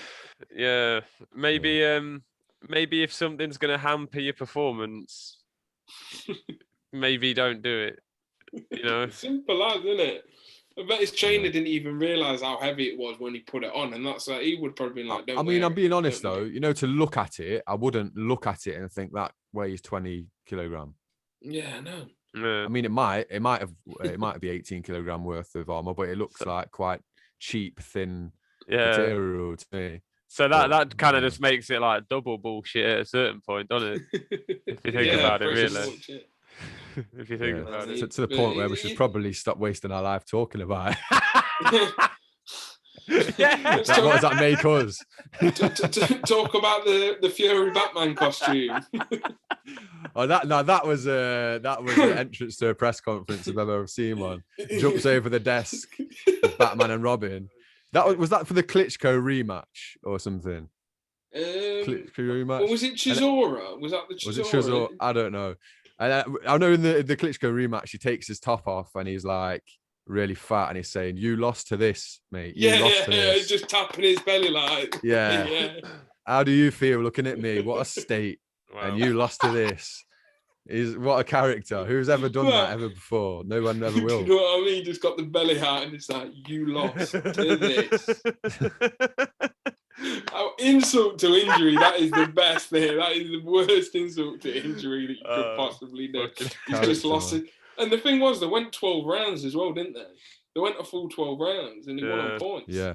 But I mean, Fury was in shape in that fight. That's the most in shape I've ever seen him. Like, it's the lightest I've ever seen him. Do you know that fight in Germany was a masterclass of boxing for like, he'd not been beaten in 11 years. 11 years. And he just goes there and hardly gets touched by him. Pretty crazy. Do you know there was like all this like politics and stuff though? You know, when he went to the fight, went to the ring before the fight, he went with his dad and his uncle, and they got the ring like stuffing under the canvas changed because they were saying it was too like spongy, which would have suited Vladimir's style, and that it would mean that Tyson couldn't move around as well, and they nearly cancelled the fight the night before the fight or whatever because of that, and they got it changed so that it was like fair. So respect to him for that as well. I mean, yeah, I give that Klitschko's one of them that he'll put on the fight no matter what. Yeah, he was always that sort of boxer. Klitschko was. He was an amazing. He was an amazing boxer, man. I mean, it's like it was amazing. Like in his reign, in his brother's reign, the heavyweight division kind of was seen to be boring for all that time. Yeah, it was only boring because they just beat everyone, and you knew what was going to happen. And it's like everyone that came from America, they just beat them. And they said they had a boring European style, but they got a lot of knockouts and stuff as well. So I think they got a bit of a bad rap in terms of like the Klitschko era was boring because the records say it. That's simple as the records say it. You can't, no matter what. Like, I'd seen it on a podcast somewhere as well, that the one thing that everybody talks about are people's records, like, and that is a fact. The record's a fact. You won 48 fights and lost 2 or whatever it could have been. That is a fact, and that record beyond belief. Who is it? I think it's only Mayweather that's the only person that's never lost a fight in his entire career, professional career, isn't it? And Joe Calzaghe is about the only other one. Is it Joe Calzaghe? It's about 46-0. But I mean, yeah, it's very rare. And I mean, like in the Klitschko, especially Vladimir's, like he lost those fights earlier in his career. Yeah. Then, do you know what's incredible about those two guys? Like they both speak like 7 languages, and you know they're like their nicknames Dr. Steelhammer and Dr. Iron Fist and that. They're because they've got like PhD in like the psychology of sports. So like they like studied the psychology of sports so deep, and that's why they didn't like rush in and just knock people out. They like worked the opponents out and then finished them systematically, which people said was boring, but I mean it worked as a science, you know. So it's called the sweet science. So they played it very well. They had really good game plans to every single fight, and it's like it was almost like, I mean, not even almost, like they were like tailoring the experience. You know what I mean? Yeah, there was enjoying every moment of it, no matter what. Yeah, bringing everything. And their trainer as well, Emmanuel Stewart. Amazing. Gold standard, mate. Gold standard. Another big one there as well. One of the best. You can just tell with the trainers who they're training. You know they're going to be big. It's simple as. I mean, and the relationship they had as well was just like it's when they've got a close bond like that, you know that it's going to work. For me, the one thing that I did like about the Klitschko's is they always remained humble. Like even after a fight, there was never like, "Oh, I told you I was going to do this." They just says he put up a great performance, but I was better on the day and I won. And they always kept it humble. There's never any arrogance in anything that they did. Like even the boxing stance, you know, where people will put their hands down and like do things in front of them or just start doing little taps to. They were always. As soon as they entered the ring, it was like the mind just went boom. That's it. Nothing else is going on now. I mean, go to the corner, get a little bit of info, get back out there. Just the mindset was incredible of both of them. I guess I never really thought about it like this before, but I suppose they were kind of treating it more like an academic pursuit than anything else, which is a bizarre thing to say when you think about it. But I did a sort of click that in my head just now, actually. It's interesting. Well, I thought that because do you know if you take a sport to a science, you can still be incredible at it. Like look at like I think 2 of the hardest sports are darts and golf. Yeah, for sure. And the science in both of them for like the release of the arrow and to get it into such a small space or a swing or something like that. So there's so much science in it. You've got to make sure your body's doing everything as well as your arm. I think them 2 sports are just ridiculously hard. And if you can get the science right with them, not unless you're from near your end, Stoke-on-Trent, and you're just a massive pub like name Phil Taylor. Do you know what I mean? That could just throw anything. But yeah, I think if you do science behind things like that, they could benefit you in a sport. So boxing should be no different, as well as like football and stuff like that. But yeah, I think they treated it was like the PhD was successful to them, and they wanted something else that will just take it to the next level. Yeah. And they both did, to be honest with you. There was no messing about. They were both great heavyweight fighters. Yeah, they both sealed their names in the history books. You know what I mean? Simple as, yeah. I mean, there was always feeling. You know, to just like to think for 11 years or whatever they ruled the heavyweight division with their brother. Like, that's pretty cool. Like, especially for like their dad and the mum and stuff looking on to that and just thinking that's something to be pretty proud of. Well, it's kind of similar to like the Nurmagomedov clan in MMA. Yeah, right? yeah. But I mean, but there was never two of them champion at the same time. No, of course. No, he's got is his brother, younger brother in there now? Is it, or is it? He's got a couple of cousins in there. Yeah, there's a few of them in there. Could say the Diazes. Yeah. Except they've never won a belt, but at the same time, they've like been like a staple of like the top 10 or so of their divisions for a long time. At a certain point, they became a title fight in themselves. No matter what. Yeah, like, they were the money fight. McGregor, simple as. Yes, it's the same with McGregor, isn't it? Like it's a different kettle of fish to a title fight. If you can say you've beat him, it's kind of better than having a title in a way. You know what I mean? Yeah, it's like you'll always be remembered for the bloke that beat Conor McGregor or the bloke that beat. It's like if Ngannou or someone like that as well, because he's just ridiculous at the minute. Ngannou is, but if you can say you beat him, that's better than having the title for like a match, pretty much. Yeah. Oh, what you're saying. Speaking of which, we've got Leon Edwards and Nate Diaz coming up, haven't we? Yeah. Seen that as well. Or That'll be a decent fight, that one. Nathan Diaz, as he prefers to be called now. Is it right that he said he wants to be called Nathan Diaz? Or... Well, this is the thing, right? So Helwani, right, on the DC and so there was the DC and Helwani show where he was saying to DC, he was like, no, he prefers to be called Nathan. He told me specifically during our interview that he prefers to be called Nathan. A few days later, that interview comes out. I didn't hear him say that, bro. I didn't hear him say that at all. Maybe I missed it, or maybe it was just like a throwaway statement and I wasn't paying attention when he said it, but he never once said it to him that he prefers to be called Nathan. Off camera, maybe. Oh, maybe. I know like Ariel is that kind of guy where he's like very sensitive to like fighters, like the pronunciation of the name and things like that. It's a good trust building tactic if you think about it. Yeah, he's a clever guy. He knows what he's doing. Yeah, man. He knows how to get in there with people. He's a good journalist. I like him, man. Like his journey's hilarious though, man. Like from being kicked out of the UFC, like having like Rampage Jackson like want to beat him up. All the fighters hated him. Dana hated him. And now he's like the guy. Yeah, it's pretty incredible. Well, it's pretty incredible. But at the time, he wasn't the guy. He was just like the cocky young journalist trying to make a name for himself. He certainly did that, but he also lost his like opportunity to interview anyone because he was like locked out of all the press conferences, and then just slowly got himself back into it. I heard him talking about that a while ago, actually, where he was on about like what a dark period it was in his life, where like he thought his career was over. And he never sort of envisaged being where he is now. And he's a much like nicer, more humble guy now. Like he was so cheeky to people in the first instance when he first came on the scene, and that's what gave him a name. But he'd ask like, to calm. He did. He just needed to learn a lesson to like there's levels and there's like, you know, there's like boundaries with these fighters. Like you've still got to respect them, and you've still got to like you can ask questions that the fans want to hear. But don't be too intrusive or too disrespectful, and understand it's like a emotional sport, especially like if you're interviewing someone after they've just fought and their emotions are high in a way, especially if they've lost.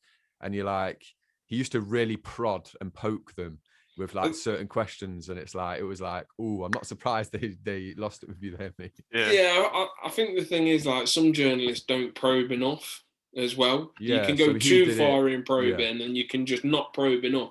Like someone answers, like sometimes on, I don't know, Sky Sports, you'll hear just a simple question, like, "Do you want to win this fight?" No, come on, like, something more than that.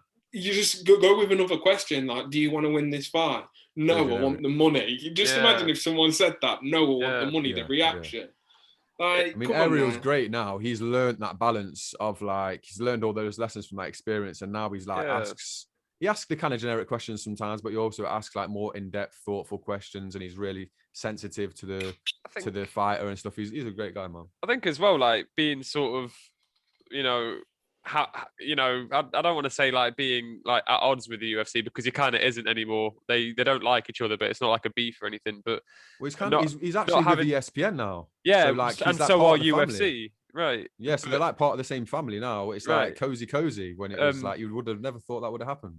But I think like not being specifically like, you know, like beholden to the UFC's like, you know, rules or whatever. Maybe rules is the wrong word, but I'll stick with it. Like not being beholden to their rules. He's kind of better off now because he's got a bit more freedom. He's got a wider circle he can play in now, right? So he doesn't. I was reading an interview with him about it the other night. Like, funnily enough, 2 nights ago, just because I got sort of curious. And he was saying like, I made a promise to myself at that point that like, no matter like what was going to happen, I was always going to be the one to break the stories, but I'm not going to go behind people's backs. If there's dirty secrets or there's things that people have told me in confidence, it's never going further than that conversation. But as far as a fight is concerned, when a fight is confirmed or it's in the works or anything, I hear anything about a date being put together or an event being put together, I'm breaking it because why the fuck not? Yeah, I'm like, you know what, fair play, mate. That's your job. Whereas you got like Brett Okamoto, if that's how I pronounce the second name, who's like in with the UFC. He's usually the first one to break stuff, but he's kind of constrained by that, I guess, to a certain extent. Do you know what this has made me think about? Report their narrative, innit? Yeah, that's it. Simple. This has made me think about though. Have you heard about Dan Hardy and what happened with Dan Hardy in the UFC? I don't actually know the full. I don't know the full story about what, like, you know, the details of what happened. All I know was that, and I'm going to tell you what I think happened or what I think I know happened. And do you know the full story? Well, I know it from his perspective, from what I heard him say the other day. So, guy, you tell me what happened because I think I might only know a little bit of rumors. Yeah. So basically, it's such a similar thing in terms of like freedom because. Obviously, he was like the European guy for like UFC. So you had like him and John, I forget his second name, but they used to do like the breakdowns of all the UFC title fights like inside the octagon, which was fascinating. And I think Dan Hardy is bar none the best analyzer of MMA in the game. Like his analytical work is just stellar. Shout out to the Nottingham boy, by the way. Absolutely, he's a legend. I remember seeing him in Nottingham with the Red Mohican. Yeah, we saw him at Harvey Haddon, mate, before a missed event. Yeah, man. That was a sick night. It was me, you, Callum. We saw him. He beat this American guy submission, and I think that was the last fight he had in the UK before he signed with the UFC. Yeah, I think that was it after he signed with the UFC. And then he got big and went on that title run and got the title shot against GSP. It was a good fighter, a really good fighter. But essentially what happened is that like he got word of the fact that he wasn't getting opportunities that he should have been getting, especially on the European side of things. So he basically, in his words, not being a corporate person and being an ex-fighter and still a child in his words, he said, I'm not going to wait until I'm in an office to discuss this.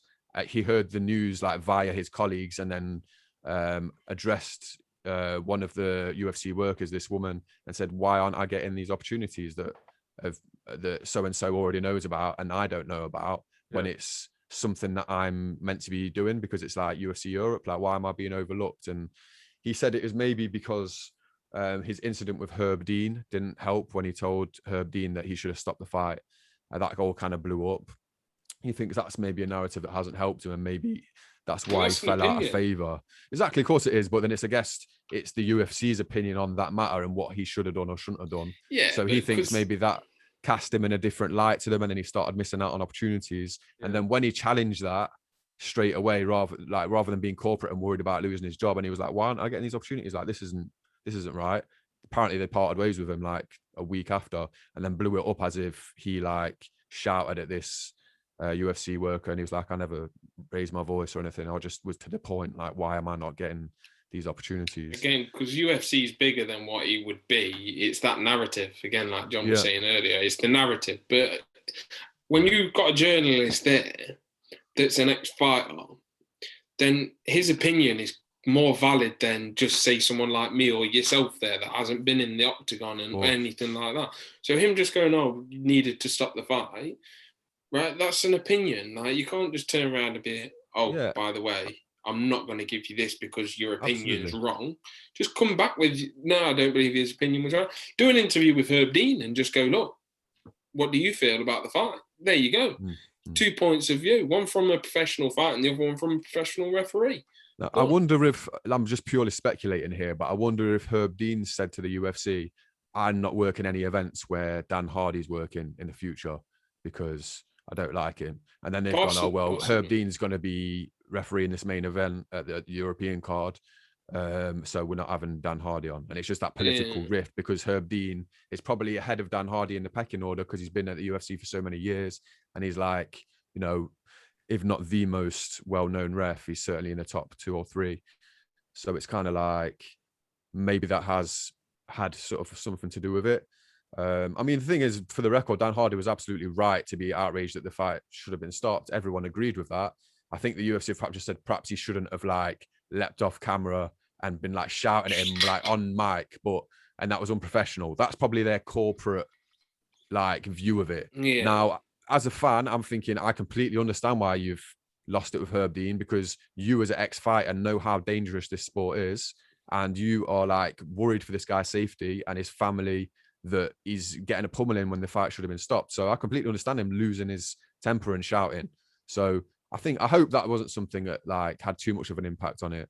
But it's just, he sort of said it's kind of been a blessing because he's now got like his own show with BT Sport and he's free to just cover combat sports across the board rather than just the UFC. So it's another interesting narrative of like someone that seemed like nailed on, like he's the best guy they've got for breaking down the fights. He's got the main job, and then suddenly like some little political rift happens somewhere in the company and knock down a pecking order, and then he's gone. And it's like, I guess that's just like the same in any kind of corporation with those kind of things, politics within those. Yeah, you'll never see the actual truthful story coming out. Nah. Like I say, it's just one of them, because there's two sides to the story. You can side with who you believe's truthful. Like probably side with Dan Hardy's story, because why has he got to lie? He's lost his job and he's lost all the advantages he had. So what reason has he got to lie? But then you're thinking UFC is such a massive company. Are they going to risk something like that and lie?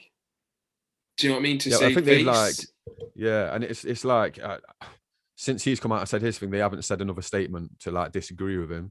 They've just gone quiet on it.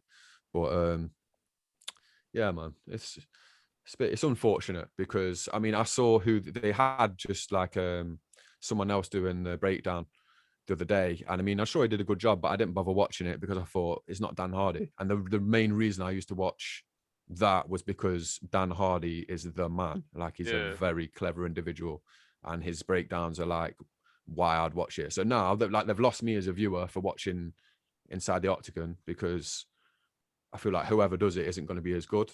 Well, he's got his own stuff now, hasn't he? He's got a thing. I think he's still an employee. Room. Yeah, exactly. He's still an employee of BT Sport as well. So he's still kind of he works adjacent to the UFC. It's basically like the broadcasters just turn around and says you've got rid of one of your top assets. So again, I'll tell you what, we'll have him. Yeah. Because BT Sport, like they do all the live events and stuff, don't they? Yeah. And like Sean says, like he's UK. He's so knowledgeable. He's a character as well, and he knows what he's talking about, and that's an advantage. Like I'm telling you now, BT are laughing with that, taking him on. Do you know what I mean? I bet you he gets paid more at BT than he does at UFC as well. Yeah, I hope so. Anyway, nice. I'd like to hear that the UFC don't actually pay people that well. Like that's a general narrative that runs through that company from like fighters and people around it. That like other organizations actually pay the fighters and people associated with it better. It's just kind of UFC have that fish hook of, you can go to Bellator or ONE FC and get more money, but we're where it's at. Like if you want to be for legacy, if you want to be known as the best fighter, you've got to fight here. So we can afford to pay you less because you've got the stage here. So I think all that they're doing is pushing the publicity, because what you see with a load of UFCs, they have their own like gym wear and stuff like that. They have their own attire that they sell out. So it's just publicity. So they'll be making a little bit of money off that. That was such a controversial thing because, sort of 5-10 years ago, obviously before then it was like fighters had their own sponsors, and part of their income was built up of like having individual companies coming into them, like nutrition companies, and they'd have them on the shorts, and they'd have like sometimes like 5-10 logos all over, and they get paid different amounts of money for that exposure. And then, you know, UFC went and said, oh, sorry, this isn't happening anymore. We've got a Reebok deal. You're all going to get a small cut of like the Reebok deal, every fighter. And depending on how many like Reebok t-shirts, hats, Monster, and then like Monster Energy cans you hold up when you're doing your interview, you'll get like more points, I believe. Which is like, it's an understandable corporate move because the UFC make more money from having the Reebok deal, whereas the fighters made the money without the UFC making the money. So it's understandable from the UFC's point of view, but fighter wise, it was like outrageous. Like that's like a big part of our living that you've cut. Yeah. And then they didn't pay them any more money to compensate that, other than saying you get a very small percentage of the Reebok deal. That's the thing, like crazy. Every time that they have a sponsor deal, say if they've got like $2,500, you're talking that's £12,500 just for them sponsors. Whereas they'll turn around and go, "We'll give you £7,000 from the Reebok deal and stuff like that." Mm-hmm. Yeah, and Venom, they've got a Venom deal, which is for the gloves and stuff. Have you seen this? The Venom era starts today for UFC fighters. Here's a payment structure breakdown, which was sent to all fighters. The biggest bump from the Reebok deal is champions now get 42,000 as opposed to 40,000. Title challengers get 32,000 as opposed to 30,000, etc. So this is on Hell Warney's Instagram. It gives you this little grid here, which is the breakdown of it. And if I'm completely honest with you, I don't really understand like how this works in practical terms. So I think it works like in terms of like just in layman's terms, how he's explained it at the end, where he's just said most fighters essentially get a $500 to $1,000 bump on their salary for that fight. Yeah. So it's like opposed to getting maybe 5 to 10 grand, or maybe even like 20-30 grand from their sponsors, they're getting $500 or $1,000 for wearing UFC merchandise. And even at the top of the game, if you're a champion, you only make $2,000 more, which is it's pretty. I'm sorry, but if you had a title fight and you went to different, like you could even talk. Do you know the companies in America like AT&T, just little companies like that can put a logo on there because it's the main fight. You know what I mean? It's the main fight across the world. Anybody that follows it, they're gonna see it. They'll probably give you more than 40 grand to do that. Like this is $1 billion company, so I think that's a little bit harsh on the fighters if they are doing serious. That. Yeah. How much money like they make compared to what they're paying the actual fighters that are risking their lives in there? Yeah, do you know what I mean? They're in it for the love of the sport, but the money is a bonus for them. But let's not put it there. They are putting the bodies on the line. They're doing so much physical training. It can affect your mental health and everything. Yeah. Why take away something that will give them luxury when they retire? I mean, as well, it's kind of like, like the top of the sport, obviously they're all millionaires and stuff, right? But the people that are fighting lower down the card, a lot of these guys are literally fighting from like paycheck to paycheck to pay their rent. And there's been like UFC fighters recently, like uploading their bank balance before the fight with like $8 in their account and stuff, and and that's how like they're on the breadline, some of these people, and they've got no other job. This is what they do. And I think it's only like, I think the standard UFC contract is somewhere around like $20,000 for appearing, like 20 grand for appearing and 20 grand for winning. So if you win, you get 40 grand, and if you lose, you just get your 20.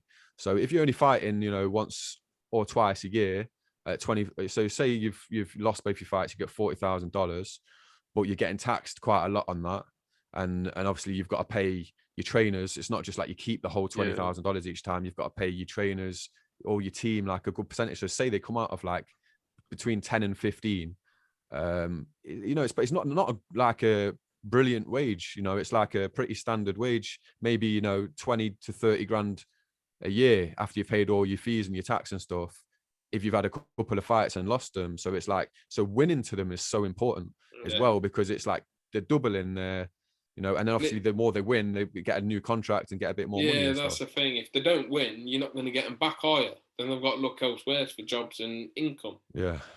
Or they get cut, and then it's like, then you've got to look elsewhere. And it's a hard industry. I think on the face of it, it looks to us like, it's Saturday night entertainment and they're on the big lights, so they must be like living big lives. But I think there's a lot of unseen stuff that we don't see behind the cameras of these, people just having very normal lives, and it's just they're fighting for their survival in a sense, you know, to pay one bill to the next. And I've kind of always thought to myself as well, like, these guys are literally putting their bodies and their lives on the line for our entertainment. They need to get paid more. They need to get paid to a point where they don't have to do this much.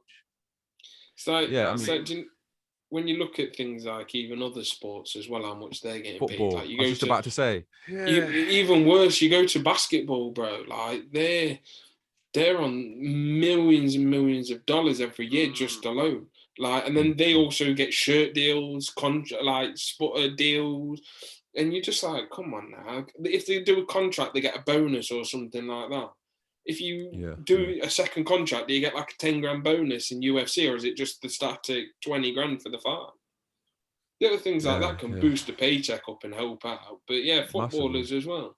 It's extortionate. But then you can even think of like the wider comparison to like I wonder how much, if you added up all the wages paid in the Premier League to all the players in one season, what that would equate to.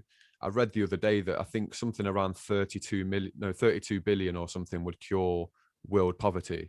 And if we're talking about like how much we pay to some athletes to play football for 1 year, it's just like how does this exist on this planet, that we have these just weird existences of it's like different planets within a planet. It's weird. So wrong. Sort of thing, man. Like there's so much we've got right, and there's so much more that we've got wrong. Yeah. Always going to be the problem as well. Yeah, man. The problem is you can't please everyone, though, can you? Nah, and I think it's a mug's game trying to, isn't it? Yeah, I think you're wasting your time and your own energy when you could be more productive of yourself trying to please everyone. I mean, that's kind of like, that's kind of where I'm at in life, just like in general with everything. Like, you know what? I'm just going to do stuff that makes sense to me. If it makes sense to you, come on, let's go. If it doesn't, then no problem, mate. That's fine. There's space for more on this bus. Like, come on, like this. I've got plenty of room back here, baby. If anyone wants to come with me, you can come. But if it doesn't make sense to you or whatever, then whatever. I don't need it to make sense to somebody else. I just need it to feel right for me. Simple as if it's good for you. If it's anybody else that you know or anything, it should be good for them as well. That's a different conversation though, completely to like literally just the fact that we're like, this world pays athletes this amount of money, right? And we've got world poverty at such a ridiculous, like we've got communities that don't have running water. Yeah, well, do you know what they should do then, Sean? They should go to where the water is. Oh, John, you need a slap. I mean, he's not wrong, but no, he literally is. Like they do go to where the water is, with and it's like for miles a day in the desert heat. Have you seen what I mean? Like, all it would take, I think, like seriously, to like actually like stop this happening. Yeah, is like some actual just to stop the corrupt governments and the corrupt systems having all of their agendas pointing to making pointless money rather than actually using it for good. Like it's, do you know what I mean? It's like, it's actually not like that hard to do.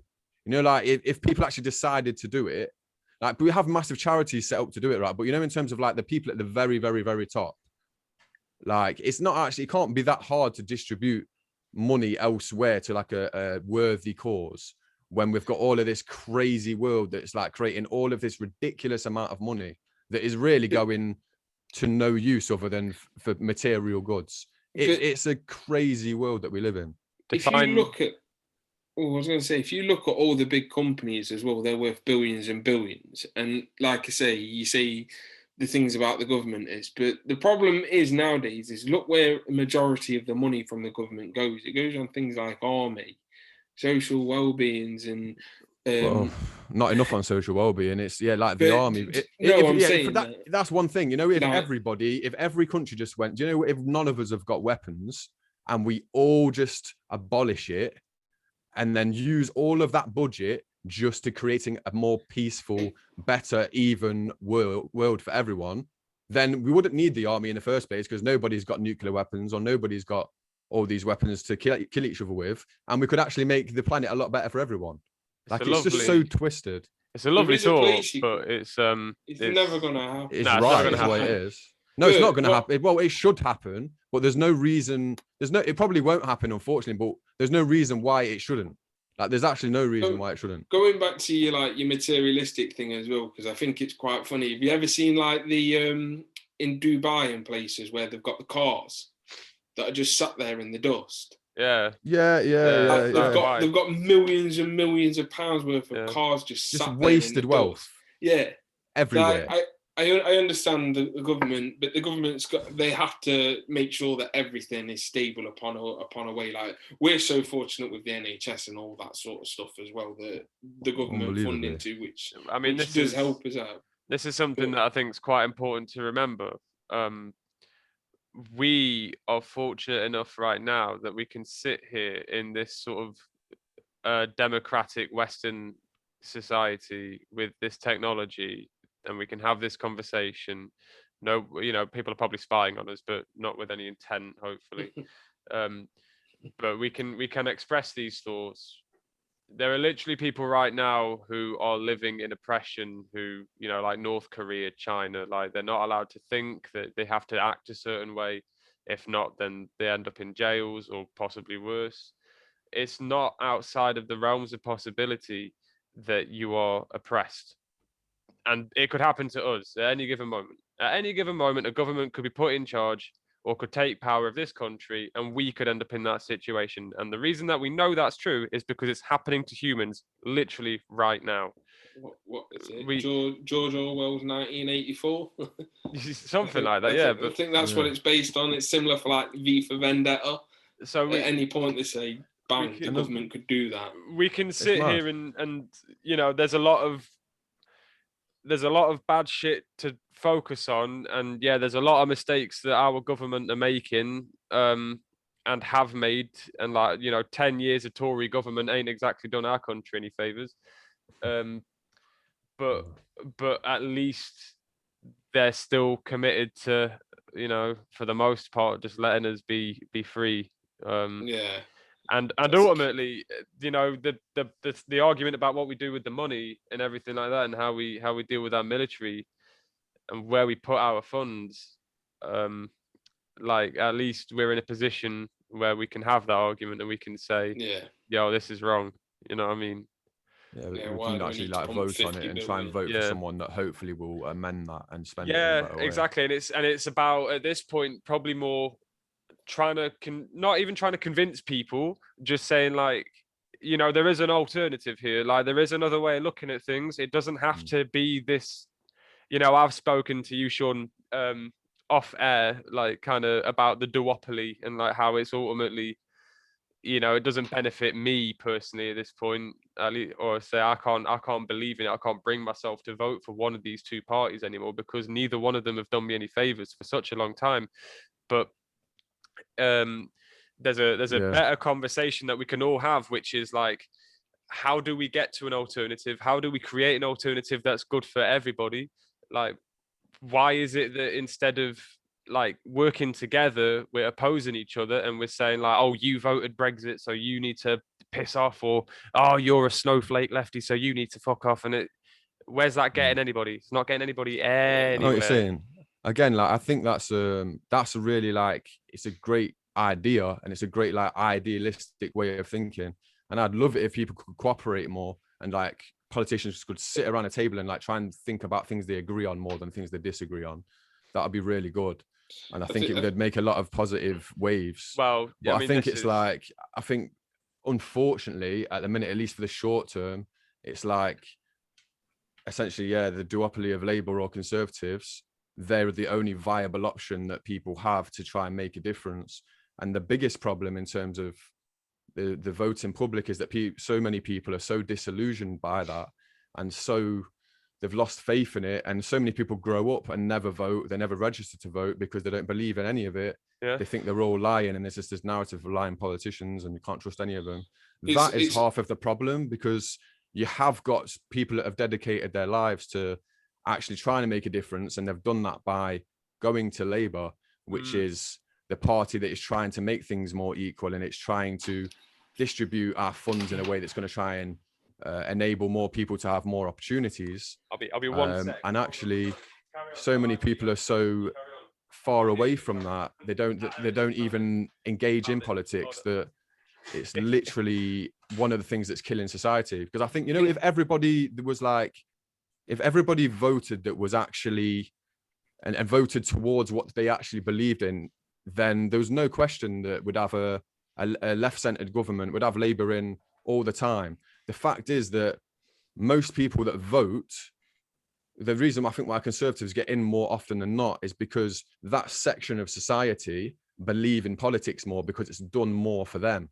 Therefore, all the disillusioned lefties, or not even lefties, just people that live in poverty within the UK and other places in the world, they're so far removed from society that they don't believe in the institution, so they don't mess with it. But if they just read the manifestos and go, oh, actually, out of these two, they're much better and they're actually saying things that I agree with, and voted for them, then we'd actually have like a Labour government for maybe 20, 30 years that could then start to slowly change the way society is actually built. And that's honestly, I think the biggest problem that we've got is people not voting for Labour who could make a difference in the scale. And that's sad to see, because but let me ask you, why do they have to vote for Labour? Well, because they don't. Well, they don't. The reason why at the minute they have to vote for Labour is because if you vote for Lib Dems, which is the other alternative, you're wasting your vote, because you may as well vote for the Tories, because all you're doing is taking a vote away from Labour. Because the Lib Dems are never going to get in unless they have a coalition with the Tories like they did once upon a time. So you may as well vote for the Tories. My thought process, personally, this is just an opinion, is the left now, why people don't vote for it is because they're quite radical with what they want. They would push anything and they force anything upon anybody, and that's not what people want in the world. They want a politician to do their job to benefit them. They don't want to have things forced upon them. And I think that's where they're kind of like, I understand what you're saying, like why people would vote Tory or why people would vote Labour. But I just think the thing with the left, and I'm not saying this is the Labour Party with the left, is they kind of fix on certain things and they don't broaden. They don't have different policies that can counteract something that's good in the Conservatives, which they need to add as well to become a better party. I think the important thing to sort of address here is that the left and the right is a moving scale. It's not just like left and right. It's like within the Conservative Party, you've got people with views all the way over here. You've got people with views all the way over here to right near the centre who actually appreciate some of the stuff that people on the left are saying, but also mostly agree with some of the stuff that these guys are saying. And again, on the left, you've got like extremists, but then you've got people that are more centre left, appreciate some of the stuff the right say. And I think in some ways, if there was a collection of those thoughts, that would be a progression to get us away from like over here.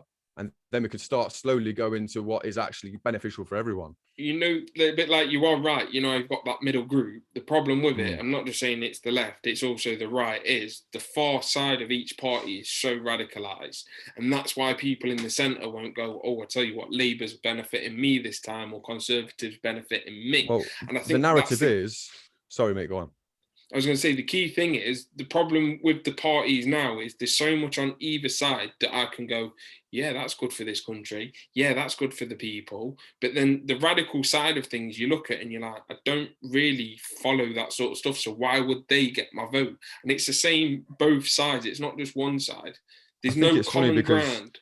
You know, because a lot, you know, if you're talking about the people that vote for each party, you've got obviously centre left and centre right voters and far right, far left voters and everyone in between.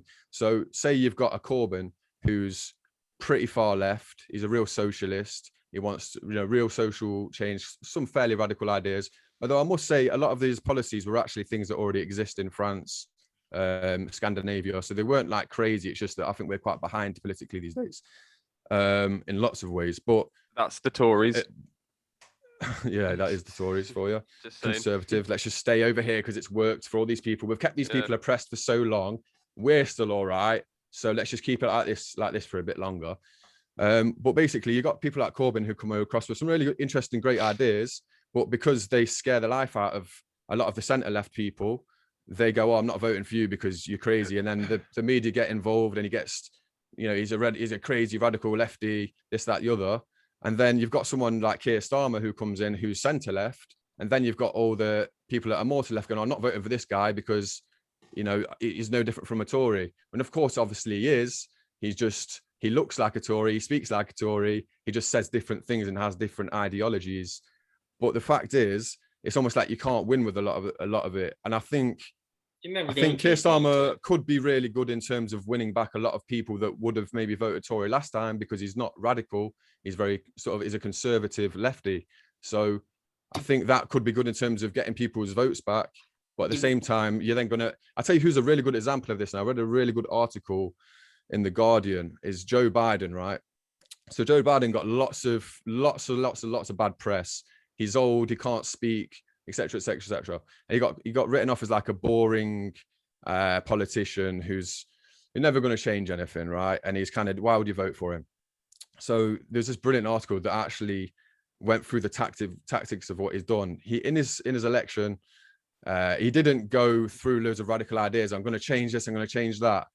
He was quite conservative in the idea. Wait a minute. So he's quite conservative in the way he sort of went about it. He wasn't like making loads of bold claims. But what he's done since he's got in office already, he's already put loads of things into action that are actually quite radical in terms of getting payment schemes out to people that have been really affected by the coronavirus. He's also started payments to black farmers who have still been suffering from slavery. All these kind of things that he's already passed that he didn't shout about in his manifesto. He was conservative to get into power, and once he's in power, he's now using his power to do the right things without scaring everyone off.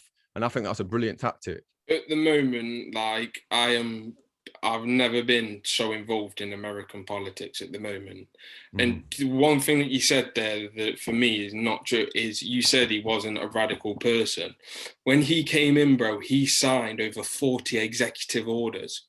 More than any other president in history. And it's not that he's not a radical person. It's that in his election, well, in his campaign to get elected, he didn't project himself as a radical person. He projected himself as an old timer who was wise. He wasn't going to change too much. And as soon as he got in, he started undoing all the things that Donald Trump had done very quickly and started making some really positive changes in the country. Yeah, I know. Which, let me just finish, have also been applauded by a lot of the people in the Republic on the right-hand side who said, actually, we agree with all of this stuff that he's been doing. The polls have supported all these changes he's made, because you can't disagree with all of these things that he's done, which are good for humanity and good for equality. But the thing is, he got into power in a crafty way and then started implementing these ideas which benefit everyone, which is just fantastic. But Joe Biden's problem for me is he's never, ever been bothered about the other side. It's always his own ideas. Now, you can say that. So he's been in 2 months. The head of the Republican Senate, he spoke to him on the phone once. How are you trying to unite, and how are you coming together if you spoke to him once? And then all the things, like, yes, he has done some orders of Donald Trump, like he did some executive orders that cancelled the Donald Trump. However, he has done multiple that has affected America in a worse way. And that is the problem. So let's talk, you could talk about the border reopening. You can talk about school choice. So school choice was a government scheme that took underprivileged kids to better schools. So it was a bus route. He cancelled that straight away. So how is that helping the underprivileged people? Is that true? Why that doesn't fall in line with his... Exactly. With him as a person at all. What a person says to when they get into the power are completely different. They can talk. But what I'm saying is for him politically, that literally doesn't, it goes against everything he believes in. So if he's cancelled that, what's the reason he's cancelled it, and what has he got in plan and that's in place that's going to perhaps improve that system that he maybe didn't think it was good enough? So that what I'm saying is these things sometimes that you read can be sound bites by a press article that's trying to make him look bad, when you've got to look behind the actual moving pieces and see what's behind it. I'll go with that. If you look at right now, and you can even Google this if you want to, his immigration policy, since he's been in January the 20th, he has had over 15,000 young accompanied adults enter the country. They are people under the age of 16. And because he says if a child comes to this country, they would have free passage and families will join them. But the problem isn't with what he said there. the factors are before. You've got young kids that are being unaccompanied by adults going through so many horrible places to get to there. And that's the policies that he thought would win him the vote, which it did, but it's having an effect around the world. It's also like the Greenpeace deal. There was proof that, well, not proof, but Donald Trump stated in the Green Deal, that he got them down to 36 million to input into the system that matched China, because China is still classed as a developing nation. However, when Biden came into play, he went straight with the 5 million one, the one that Donald Trump backed out of. So to every policy that he's done, like you say, there's not just a nitpick off the top, and it's not that he's fantastic. There is so much stuff underneath. What I would say is, though, is in terms of, there's a few things there. So firstly, why are those people putting themselves in danger to go through bad places to get to the USA? Because the USA offers a better life. So that's what they want to be doing. So that's not a negative thing. Secondly, let's go back to what Donald Trump was doing with these separating Mexican mothers from their children and having them on opposite sides of the borders, and then not being able to find their family because he essentially was prejudiced against Mexican people, and he talked about building a wall. So what he's done is he's undone all that racial prejudice and let people back through so they can try and join up with the families. That's the first issue. The second issue about the Greenpeace thing, let's just think about Donald Trump's actual mindset on global warming for a start. He doesn't believe in global warming. So he never wanted to join the Greenpeace agreement because he didn't believe it was a thing. He literally thinks it's made up. So of course Biden went in, and the first thing he did was join back with the Greenpeace agreement, which is what America should have been in from the start. Can I just interject for a second? Sorry. Just one second. And Donald Trump's reason for not wanting to be in that was because he said, "Oh, China aren't in it, so I'm not in it." I'm confused. Like, sorry, hold on. Wait, you're saying Greenpeace deal? The Green New Deal? Is that what you're saying? Yeah. I got so confused then. I was like, is there a different the environmental protection deal? It's basically that over a period of years, they're going to develop to have more, rather than using fossil fuels and everything, they're going to have stable electricity. Well, that wouldn't benefit, Trump and all his corporate friends. So that's why he's not interested in that. It doesn't benefit America. It's agendas. It doesn't benefit America. You forget about, for a minute, forget about economy, forget about America. We're talking about the future existence of the human race and the earth. What's really interesting to distinguish in economy, right, is people say things like this: Donald Trump was great for the economy, right? Well, no, what Donald Trump did is he made the people at the top of the economy richer in certain ways. By the way, it had a big dip in his reign, but there's certain ways in which the economy thrived under him. But who thrived in that economy? The economy is not a singular thing when you look at it. There's the economy, and yes, it's getting, say America's getting richer because the economy is improving, right? But actually, when you break it down, you look at who's actually benefited in the economy improving. Well, it's the top 1%. If you look at the middle and you look at the bottom, they're actually getting worse off, and the gap is getting bigger between the elite and the middle class and the lower class, or the working class, whatever you want to call it. Those levels are getting wider. So yes, the economy is getting better, but who's it getting better for? Not you, not me, not normal people. It's getting better for the elites, and that's a very important distinction to make. This is the biggest question I ask people when they make that about the 1%. However, if the 1% are getting richer, but then the lower people down are getting more jobs, and they're going to have stable jobs, and they're going to be able to live a better life. But they're not. But they are, because unemployment was at its lowest. Like, this is what I'm saying. No, if you literally, if you look at like how much money these people are earning, they're earning less money than they were earning 20 years ago.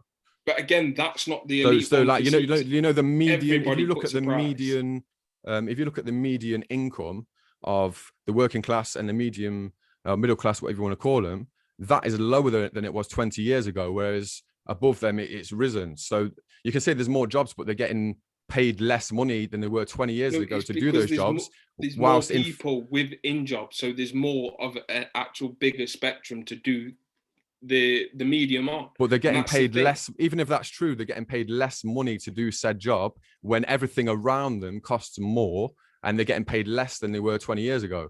So no matter whichever way you dress it up, they're still losing out.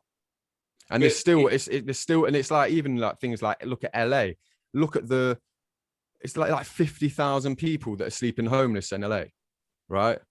And you look at the whole thing about we're only 3 away from being homeless. That's the typical thing, right? Take the state of California though. So you have done, and you say there's thousands sleeping homeless. That is a predominantly left state. So you're saying now Joe Biden's in, that he's doing all this magic, but that is a predominantly left state. No, but you've got to. Why is it? Why? Yeah, but why is it a left state? It's a left state because it's seeing the problems that have been caused by capitalist America and the free market, and it's trying to fix them. It's not. So I don't buy that, mate. Don't buy that.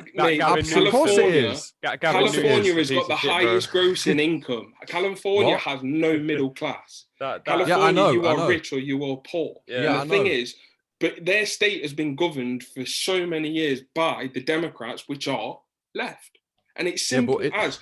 It's not that simple, because they might be governed by the Democrats to get in, but how much power do they have if they're under a Republican government? At one point, that's the massive distinction to make there. No, because one point California was going to separate from the whole of America because it wanted to govern itself. Because it's the richest state in America. But it's still a predominantly left-sided state. Why did they want to separate also? Because the left wanted to be able to control the money flow within their independence of the rest of the country, so that they could make so they could then fix the inequality problems that they've got. It's a left-centered state because they see the inequality is worse there than anybody else anywhere else, and that's why people vote left to try and fix it. But whilst you're under a Republican government, it doesn't matter if you have a democratic state, you have hardly any power to do anything. The governor, because you're still relying on power. No, because they're still power. No, they are still reliant on the money from the actual government to actually do things with. So it's not like they have is when you are right, a Republican president comes in, he pushes more money into Republican states, and it's the same with the left as well. However, we've stated there for the multiple amount of years that California, even through the Barack Obama stages as well, is still one of the highest raking incomes. So why has, even under Barack Obama, we're going on stats of 50,000 were sleeping homeless. He was in there for 8 years. Like, how are them stats that bad under a left-sided politician? Because in 8 years, he's not going to be able to solve it in 8 years, is he? You know, you're talking about a problem that's been getting worse and worse and worse and worse for generations upon generations upon generations.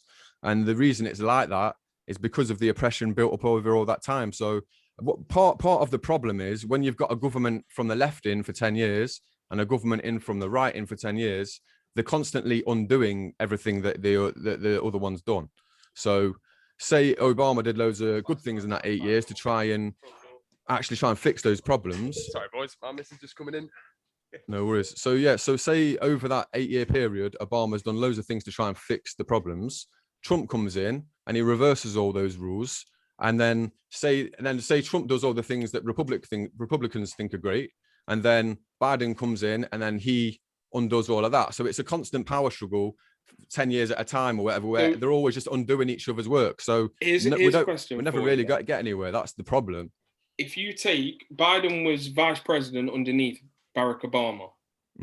So why did Donald Trump come in after Barack Obama and sign in his first month 6 executive orders, which executive orders means he has the power. He doesn't have to go through the Senate. So most of the policies remained in place of Barack Obama. However, why is now Joe Biden going to sign 42? That is taking things out. I think Donald Trump actually went and sat. There's so much good stuff that Obama had done that Donald Trump came in and abolished. You know, so if you got it up and actually looked at everything that Donald Trump took away, it's sickening. Right. So do you know when you seen the kids in cages and Donald Trump and everyone was saying that was inhumane? Well, obviously, Barack Obama built them cages. So again, I don't even know about this thing, to be honest with you. So you can explain it, because I've not really heard too much about it. Basically, there was at a point where Donald Trump has not changed any law about illegal immigration. he has just gone in what the law is. He's got ICE there and everything like that. Do I like his policies and what he's done? No, I don't. Can he change things? Yes, he can. However, he's put what the law is. This is miles before when he came into power. He just had the law. And then there was kids that at one point you could see videos of it, and the whole world beat Donald Trump about it. And it's there like Donald Trump's put children in cages. But Barack Obama built them facilities in Texas. That was Barack Obama that did that. Now nobody's turned around and says it's Barack Obama's fault that this has happened and this is. But how was it intended to be used when Barack Obama built those facilities? If you came into my garden now and you built something in the back garden that you wanted to build, it's built in the way that it's going to be used in the way you built it. That's how you're going to do it. Well, no, because you can use something in a different way. You know, I mean, something can be used in a different way depending on whatever the intention is. If it's metal cages there, it's metal cages. You built a metal cage. It's simple as if it's holding illegal immigrants because of the metal cages, then it's holding it, and that was built. And then you look under Joe Biden now. If you have a look, you can get it up on whichever website. He's got plastic cases all around, and these children are crammed on top of each other's with emergency blankets on them. You know, the silver ones that you get out. They're wrapped up in there, piled on top of each other. Now, people are turning around and blaming that on Donald Trump. Whereas you said rightly, Donald Trump's policies was catch and send back or whatever it was. I'm not entirely sure of the phrase that they use, but that is now under Biden, and that is more inhumane than anything that's going on right now. But the point you can't blame that on Biden. He's just got into office, and he's trying to undo, like you say, with 48 things he's passed to try and undo all the hurt that Donald Trump had put on that nation and all those people. You can't defend Donald Trump, Skeeny. You can't. I don't know why you're trying to. Am I defending Donald Trump as a person? No. I can go through the stats with you as well. Like I told you, this is like my main topic at the moment. So under Donald Trump, there still was illegal immigration of 70,000 in I think it was 2019. And that was the highest it was under him. You can't, in the space of this year, you're looking at over 1 million with Joe Biden. 1 million. And you're already over 100,000 illegal immigrants that have crossed over the border. Now, he turned around in all his policies, go back, look at all the videos. He says that he will allow people into this country. That is telling people, come. It's not saying, please come do it the right way. It's saying, please come. And that is what a problem is. Now, everybody says that Donald Trump said this and it said this and said this, right? His words matter. And it's the same with Joe Biden. Policies matter as well as what you say matters. And like you said as well earlier, that they were paying black farmers to stay afloat and so forth.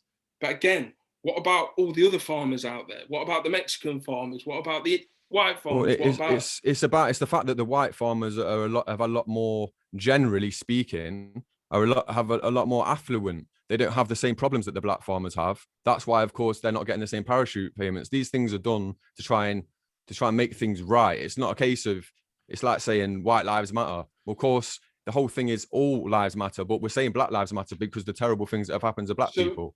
So it's like you can't really compare those things. The question I asked to that then, right, is fair play. Yeah, I understand that you're paying for it, but this is just me because I'm always down the middle. Is if you take all that money and you don't give anything to any other farmers, and then their livelihoods, they start losing everything, they lose the farms and everything, they become homeless. Is that not making things suffer? Shouldn't everybody have that same opportunity over this period of time? Now, the reparations you're talking about further down the line, that is something that I can't talk about because I don't know. I've not experienced it and I don't know enough about previous governments and so forth in America to understand whether people should get reparations for the slave trade and everything. But right here, right now, because everybody is suffering, everybody needs to be treated on a fair point. And I understand, like I say, Joe Biden, his policies. If that's a policy, then he's appealing to a certain party where he needs to sort out the whole of the country. Well, no. You do that in segments, don't you? So the fact is that not everybody's suffering. A lot of these farmers aren't suffering at all. They've got really flourishing businesses. They don't need any payments. He's singling out the farms that need the payments and rightly giving people reparations for slavery, which of course you can't ever give anyone enough money to make that okay. It's always but at least you can try and help them out from the position they've been put in. Do you know what I mean? So he's trying to rectify things that have been done.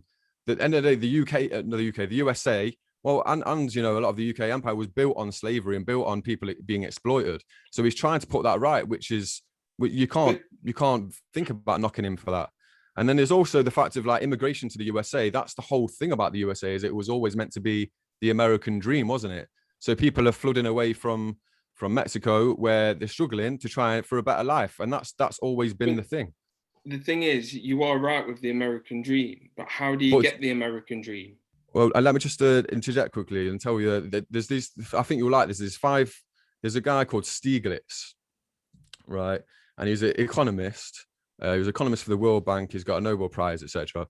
He came up with this theory, the 5 myths of inequality, right? And a lot of it is about the inequality. A lot of the kind of conservative perspective that inequality is inevitable, it's a natural thing, and it promotes leaders, etc., right? But of course, that's massively overlooking so much of the picture, because that's an outcome, right? The fact is that no, we're trying to improve the opportunity for people to have similar outcomes. Of course, the outcome's never going to be the same. We need people to run a business. We need people to work in a business. We need people to do different jobs at what they're skilled at. That's not the conversation. It's in terms of giving people opportunities to be as good as they can be in whatever field it is, right? And in terms of, obviously there's 4 more, but in terms of what you were saying in terms of the American dream, and I was saying, it's funny because he goes through the statistics and he says actually this sort of psyche of the American dream, which is so important to the American people, it's actually very false, because out of all of these sort of established sort of wealthy advanced Western countries, America is in one of the lowest for actual having opportunity to succeed, and the percentages of people succeeding from sort of making the American dream and coming there and actually doing well.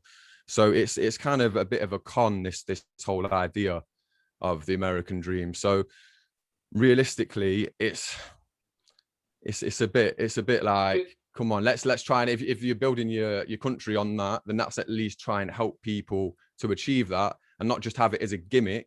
Let's actually make it a thing, you know? Yeah, but the question is, like, say, what's stopping people getting the American dream? Well, the systematic inequality, where people, like, there's certain areas of America and the UK and elsewhere where they don't have the job opportunities because, for example, like the steel belt in America, okay? So all those jobs that were like industrial jobs, okay, and you had, you know, your laborers, people working at all those industries, like Detroit with the car industry, when that all declined and all of that got closed down, then there wasn't an infrastructure put in place to create new jobs for these states and for these places. So you then end up with thousands upon thousands of people unemployed, which is crazy. They've got no opportunities around them. They've got no jobs. And, you know, what are you meant to do in that? What are you meant to do with that? So it's not, obviously you've got a certain amount of life is about your work ethic and what you put into it and the opportunities you make for yourself. But it's also massively about the environment that you put into and what opportunities surround you or don't surround you, depending on your environment and the society that you live in. So that's what's massively overlooked. Them jobs. So if you look at them jobs, right, say that you left the Detroit car firm and everything, if they went abroad for cheaper labor, is it not better to bring them jobs back across? Well, exactly. And this is the kind of thing where a lot of these industries, obviously, because it's better for the country's economy as a whole to go abroad to get the parts or to build the cars, they get rid of their own industry. But it's kind of, I guess it's kind of like looking after your own people, isn't it? In terms of like, well, yeah, we might be able to get cheaper there, but actually our economy in terms of our social economy, and also this is one of the other myths as well that people think, well, it's one of the myths about inequality, that if there's this gap in inequality and it's sort of inevitable and we need it, that it's going to be more efficient, and because it creates leaders, it creates more businesses, etc. No, actually, it's been shown that if there was more equality within society, there was more opportunities for everybody, the economy would run a lot more efficiently and it would make a lot more money. And also a lot more people would distribute that wealth evenly and have more money and opportunity for themselves as well as individuals. So it's crazy, man. Crazy world that we live in. You can look at Australia and New Zealand as good examples of what happens when you when you start using words like restrict, people get very sort of antsy about it, but I don't necessarily think it's a bad thing. When you restrict the ease of movement of other nationals from different countries in and out of the country, what you're effectively doing is you're placing more stock in your own people. There's a term that I really like called xenophilic restrictionism, where it's like we love other cultures, we love the world, but we don't necessarily have room for all of them with our economy. We don't necessarily need China making all of our goods for us. We don't necessarily need Malaysia supplying us with all this plastic. We could do it here, but we're not willing to invest in our own infrastructure enough to actually do so. So what you wind up with is a lot of things being farmed out to places like China and Malaysia, etc., because they can do it cheap for half the cost, because all of those people over there are living in slave labor, basically, which is kind of going back to what I was saying earlier on, which is like at any given moment, someone's oppressed right now. Someone is oppressed right this second. So, you know, to reiterate, don't ever think that can't happen to us, because it can and will. But if you look at our country, for example, we're a very small, tiny little pinprick nation. We really don't have the room on this tiny little island to be letting so many different people come in and out as they damn well please and sort of taking advantage of our welfare system. If we had the system that Australia had, which is like a kind of points-based system, that's where we start thinking, okay, well, what jobs can we create for these people? What jobs can we create for the people that we've already got here? How can we start spreading that wealth around? You know, that's when you can start utilizing something like trickle down economics, where, like, you know, the highest earners pay more, and that ultimately feeds down into the lower earners, and then everybody starts earning well. But we can't really do that right now, because there's so many people that are out of work because there's no work in this country. I mean, Stoke-on-Trent, for example, used to have a thriving pottery industry. Like the potters. The potteries is famed. Celebrated everywhere for its potsmanship, but it's all going. There's been so many pot bank closures, and it's all getting farmed out to different countries. There's other countries that are doing it way cheaper than us, and we can't keep up with it. And this is a problem, because all it's doing is it's effectively creating more losers. And if you want a thriving country, you want a thriving economy, you don't want losers. You want everyone to have a good education. You want everyone to have a good life. You want everyone to have a good job. I agree completely with that. The thing is, it's like a lot of the time, these people that aren't doing very well, it's like, why aren't they doing well? And you have to kind of like assess why aren't they doing very well. And a lot of it is obviously down to the fact that they feel so disconnected and disillusioned with society. They're not getting the support they need to do well. So yeah, if society supported people and enabled more people to do well, everyone would do better. And it's, of course, with the point scoring system and stuff, it does get to a point in a country where if you are literally at a point where you haven't got enough resources, so you're starting to run out of council houses, you're starting to run out of places to put people, of course you need to have some kind of control over migration, who's coming in and who's going out.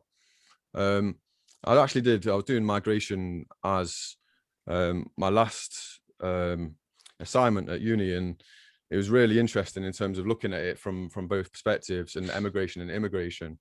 Emigration in the UK is a lot closer to immigration than people would think. There's a lot of people that actually leave the UK to work every year, and a lot of people obviously that come in, and obviously nearly 50% of our NHS is actually worked in by people from a different country. And again, it's the kind of the problem. It's kind of, you can say it kind of goes in line with products elsewhere. It's kind of like, yeah, it'd be great if we had all the doctors that were sort of born in this country. But at this point in time, our society isn't set up in a way that educates enough people that are qualified to be doctors. And that's why we have to go elsewhere to find doctors to work in our NHS, because at the minute there's not enough qualified nurses, there's not enough qualified doctors that are working in the NHS, and that's why we have to go elsewhere. So it's like we need to create a system that actually educates more people. And do you know what it is? It's about empowering people to believe that they can be a doctor. Because if you go around, like lots of us say, let's just say estates in Nottingham, let's go to Aspley, let's go to Bestwood or whatever, and how many people in those say 1,000 houses, how many people in that 1,000 houses have got the self-belief that they could be a doctor? Probably not many. And that's because of a lot of things. It's sort of generations of their family thinking they're not good enough to be doctors, or they haven't got the opportunity, or even thinking they're not clever enough, right? And a lot of it boils down to the fact that these things have been going on for so long, they're so deeply embedded in society, that it's going to take a long time to sort of get them ironed out and actually fix these problems. But to get these problems fixed, we've at least got to start making steps in the right direction to actually want to, that's the massive problem. Thing about that is, you can go to them 1,000 people houses, but you can ask them the same question of, do you want to go and be a doctor, or do you want to go on a social media website and make loads of money? Do you want to have an account and do things like that? The issue's not it is society, but the fact is, more people would spend more times creating daft TikTok videos hoping to go somewhere than they would thinking about studying. And unfortunately, that's the way it's going to be from now on. It's like, if you look at Instagram, if you've got a blue tick by your name, you start getting money for them posts and so forth, or you get an income or something like that. Like The Rock, per picture that he puts on Instagram is £1 million. Is around £1 million for one picture he puts on Instagram. Like, that is the thing that people are going for. Like, look how many just like fitness models you see now knocking about that have got 10 million followers. They're making money from that. It's like OnlyFans as well. You look at things like that. People are selling pictures of the feet, and people are paying for pictures of people's feet, bro. Like, and that's the problem now. If you look at a nurse and a doctor, if you look at a nurse and a doctor, they put the hours in, they put the effort in, they put everything in. However, someone could take a picture of the feet and make £1,000 in a day just from doing that. And I think that's kind of where we've lost it. If you, like you say, a lot of illegal immigrants, 50% have come from overseas into the NHS. But they thrive on legally. They thrive on that. They've come here to make a better life, and working them doctors' hours, they know that that's better than where they've come from, and the living standard here is better. However, you get a girl that's brought up wherever else that has the capability of becoming a nurse or a carer that decides, no, I want to be an Instagram model. I want to be on Facebook. I want to post these daft videos and stuff like that. And that's the societal issue right now. Because me and it's a new problem, isn't it? Now me and Adam talk about. Can you remember before like social media came along and things like YouTube was here? Just about, like, it's hazy. It's hazy. I can remember back to the 3210.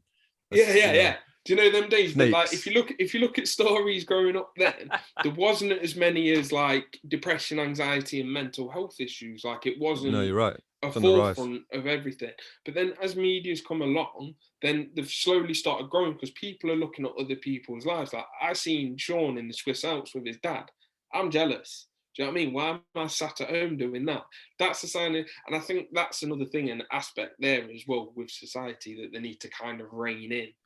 People need to stop posting their life everywhere for other people, and they just need to concentrate on their lives themselves. That's a big battleship to turn, though.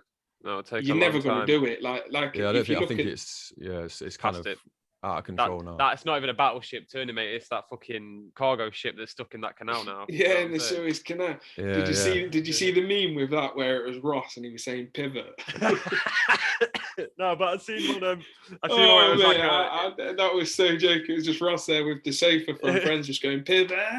I've seen one where it was like a narrow boat or like a barge kind of thing. It was stuck. And it was Yorkshires. it would say like, oh, the pasty run's not coming in now.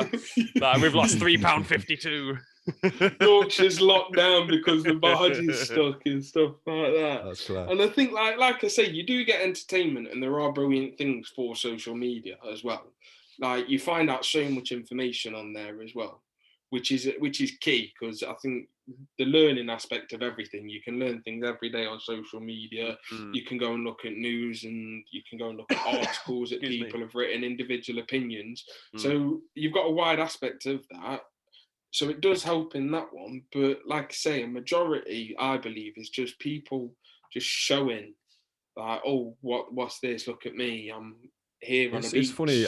I think because a lot of people are so perhaps unexcited by their lives in lots of ways, when they have like little glimpses of something good, they want to post it to make it look like their life's perhaps more exciting than it is. Yeah. And it's almost like, I think human beings always kind of live their own movie in a sense. And now you can literally live your own movie. You can record yourself, and you can have it's just called a story, isn't it now? So like, people literally wake up and they want to project their little movie onto the world, which is good, and it's bad. I guess it's good in a sense that you can give them good self-esteem. The dopamine can be good in some senses, but at the same time, you then get addicted to it, and it becomes a bad thing. It becomes an obsession. And if you start to get detached from your actual real life, and then your instinct can be to pick up your phone to check what everyone else is doing, rather than just sitting by yourself and perhaps just closing your eyes and breathing for a minute, thinking about what you want to do in your life or how your day's been, or maybe not even thinking at all, and just relaxing for a minute. Perhaps that'll be a lot more beneficial than being on your phone all the time. And I mean, I do it, sometimes I pick up my phone and I think, why am I even picking up my phone? There's nothing that I particularly want to do right now. So I'm going to put it down, because that's just a habit. So it's definitely, like I say, good and bad aspects. There's lots of good things about social media, but lots of bad things as well. I mean, people putting out podcasts like us, thinking their opinions are important and stuff. I mean, you're never going to find that's the worst. Ground, though, are you? Yeah, I hate podcasts, guys. Fuck that. I know they're the worst. To be honest, like I say, this is like a good chat. Like, it is between us. It's a good chat, and this is what you're sharing with people, like 12 that can have an opinion of. Like maybe 3 people. No, it's constructive. It's constructive conversation. Yeah, it's one of them. If you want to go like a podcast, like, we didn't have a topic to start with. No, and we've gone all over the world. We've gone from, I don't know, we've gone from fishing to fighting to Donald Trump, and now to social media. And I think that's kind of like something free that's good and out there that you can do. And I think that's a key thing.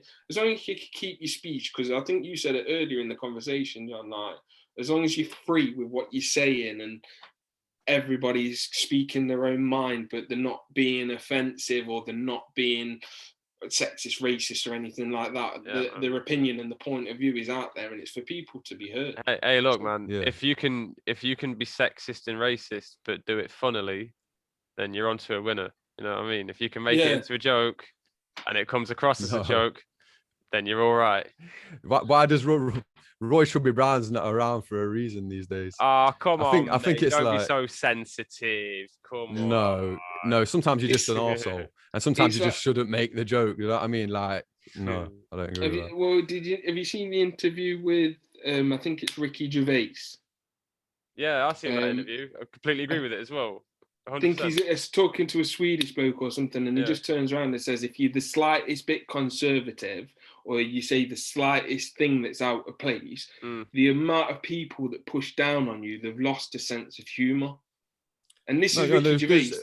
There's this sort of thing of being overly PC and being like overly, oh my God, don't say that. That in itself is offensive, because when a lot of the time as well, when it's white people trying their hardest not to be offensive to like another race, it's almost like patronizing in itself. So like that can be almost as bad. But I think it's just like anything in life, it's a balance in it between being able to not take things or yourself too seriously, but having respect for issues where you shouldn't delve. It's not your place to have, make a joke about or have an opinion on. I don't know about all that, mate. I think like there's only maybe like 2 or 3 topics that. Well, yeah, which is like racism and sexism is just not okay. No, even then, I think any of the isms aren't all right. I think there's a way of making it. You can make any joke. There's always a way of making a joke. I know what like a comedian's mindset's saying from that point of view, like that, but at the same time, there's like some things I think just don't go there, because You know, it's just, do it's you just not think cool. though that there's a chance that like that's I can't think of a better way to say it other than the shitty way, so I'll just have to say it the shitty way. Do you think there's a chance that that's your problem? You know what I mean? No, if no, you, I don't. I think it's your problem hold for on, wanting to say something offensive hold on, that you shouldn't be saying, but you feel like you have the right to say, which I don't think you do. I Like, think there's freedom of speech, and then there's just being an arsehole, which isn't allowed. Freedom think, of speech for me is you can say anything you wish to without promoting violence or making a slur regarding Exactly. someone. However, Exactly. making a joke out of something cannot be too PC. It doesn't matter what aspect it is. You are trying to find the funny in something that is Yeah, there. I appreciate that. But there's also a line. It's like you've also got to think to yourself as a comedian, as I'm sure all the best comedians do. Okay, maybe there's like a lot of jokes they've thought of and think, oh, that's really funny. But actually, maybe it might offend a lot of people. So, even though I don't mean it in an offensive way, and I'm trying to make it into a funny, ha joke, but actually, maybe I shouldn't say that because that's going to offend too many people. This is where I'm kind of like, I agree with John on this one because you said it perfectly. There is a line, but you said your line. So why don't I have the freedom to allow that to go further to a line for me? Why does it have to stop with somebody else? Why can it not continue? You've always going to be shutting down. Is there not a general consensus of like what's decent? Yeah, but I don't buy into no general consensus. Yeah, I don't buy into no general consensus of what's decent. I will go with whatever I think is decent. I don't.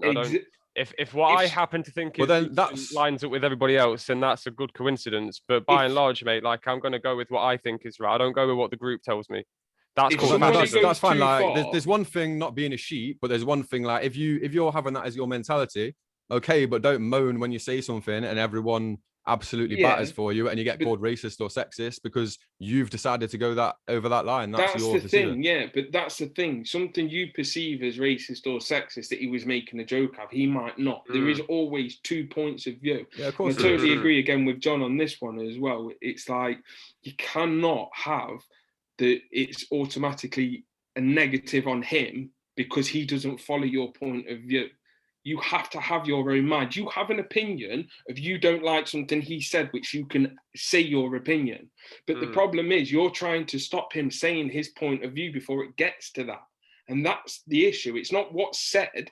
It's people stopping it before it's said. So person can then go, no, mate, you're in the wrong. And I tell you why.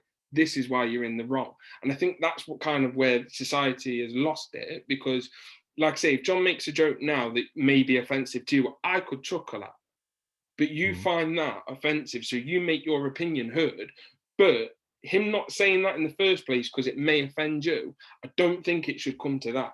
I think it should get to be the point where is it? Okay, so, but let's get to like the point of like race or like sexism because I'm not. If we're talking about something like really sketchy, right? Like something it's a very grey area, or even rape or something like that, right?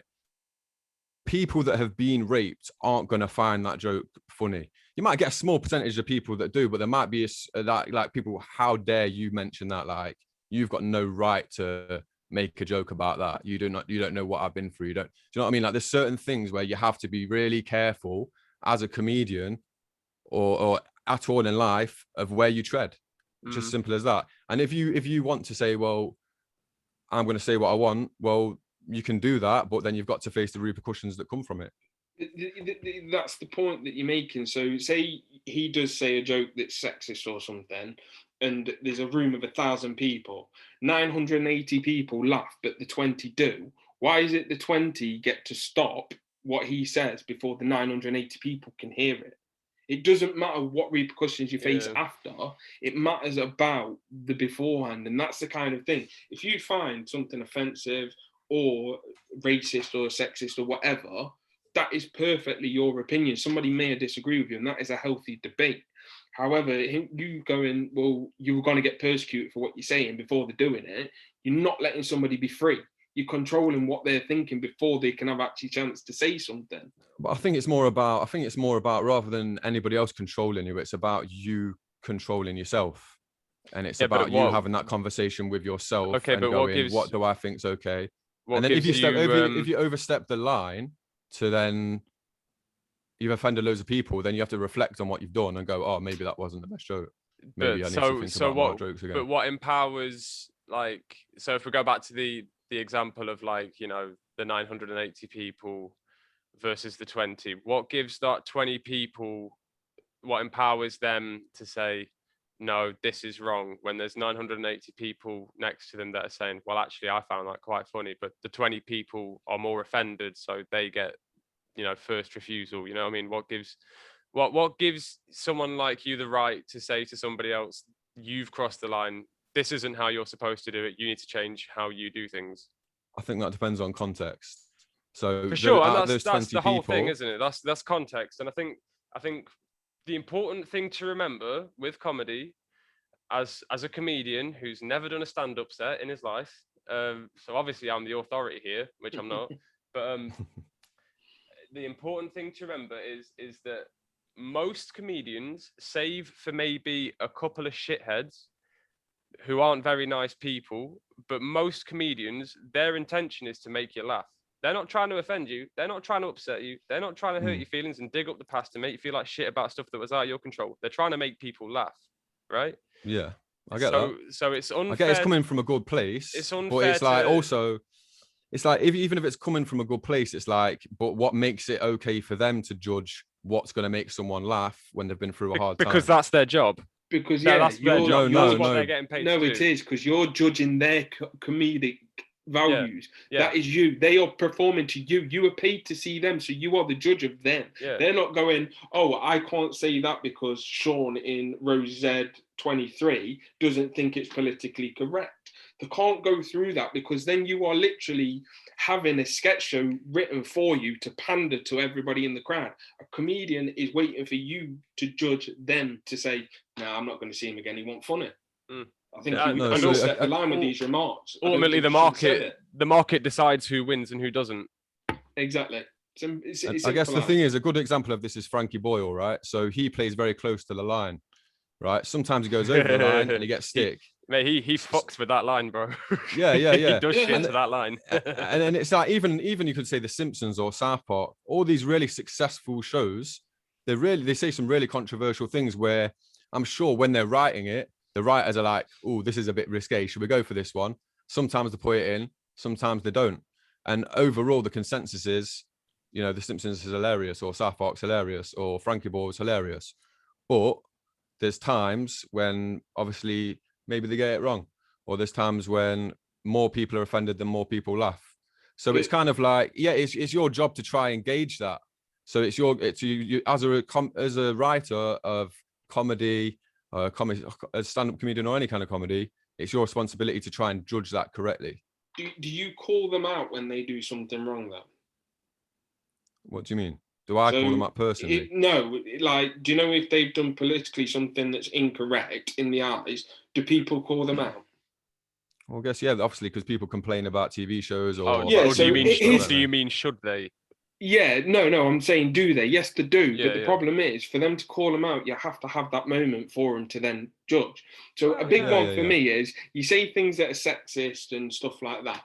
Did you ever see how many complaints that Amanda Holden got because she wore a dress that showed a cleavage, say? Right?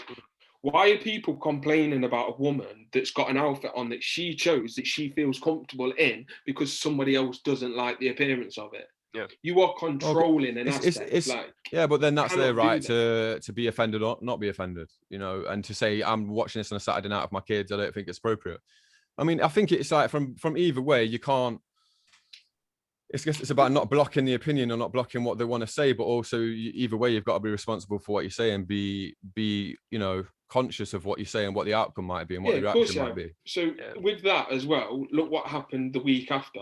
Amanda Holden wore again another revealing dress, because she knows that it's not going to be them people that sat at home telling her what she can and can't wear. And that is where the freedom is. If it gets to the state where it is, like you say, a comedian has to take out things, he goes through his script before with somebody to take out things that could possibly be PC, that for me is stepping the line too far. That person is paid to do a job. He is on that stage. People have paid money to see him. You cannot go in and go, you're not doing this, you're not doing that, you're not doing this. You have your judgment after. Well, I imagine with those guys, it's that process is done by themselves as they're writing it. And it's like, as you're writing anything, whether it's a book, whether it's comedy, whether it's music, you pick and choose the best bits, and then you go over it and you think, oh, is that the right thing to say? Could I say that in a better way? Should I leave that out? Should I put that in? It's the same kind of process, and it's kind of the creator's process to go through that and judge it. And then it's just, I guess it's just understanding. It's understanding the line, the boundaries, and how you can play with that, and whether it's going to be a massive success because you've played with it just right, or whether you've over gone over that boundary and it's been terrible for you. So it's kind of like, don't know until you do it. Well, no, and that's why there's that like risk reward, and I guess that's why a lot of the best jokes are ones that play around with the line so much, and it's kind of that risk reward.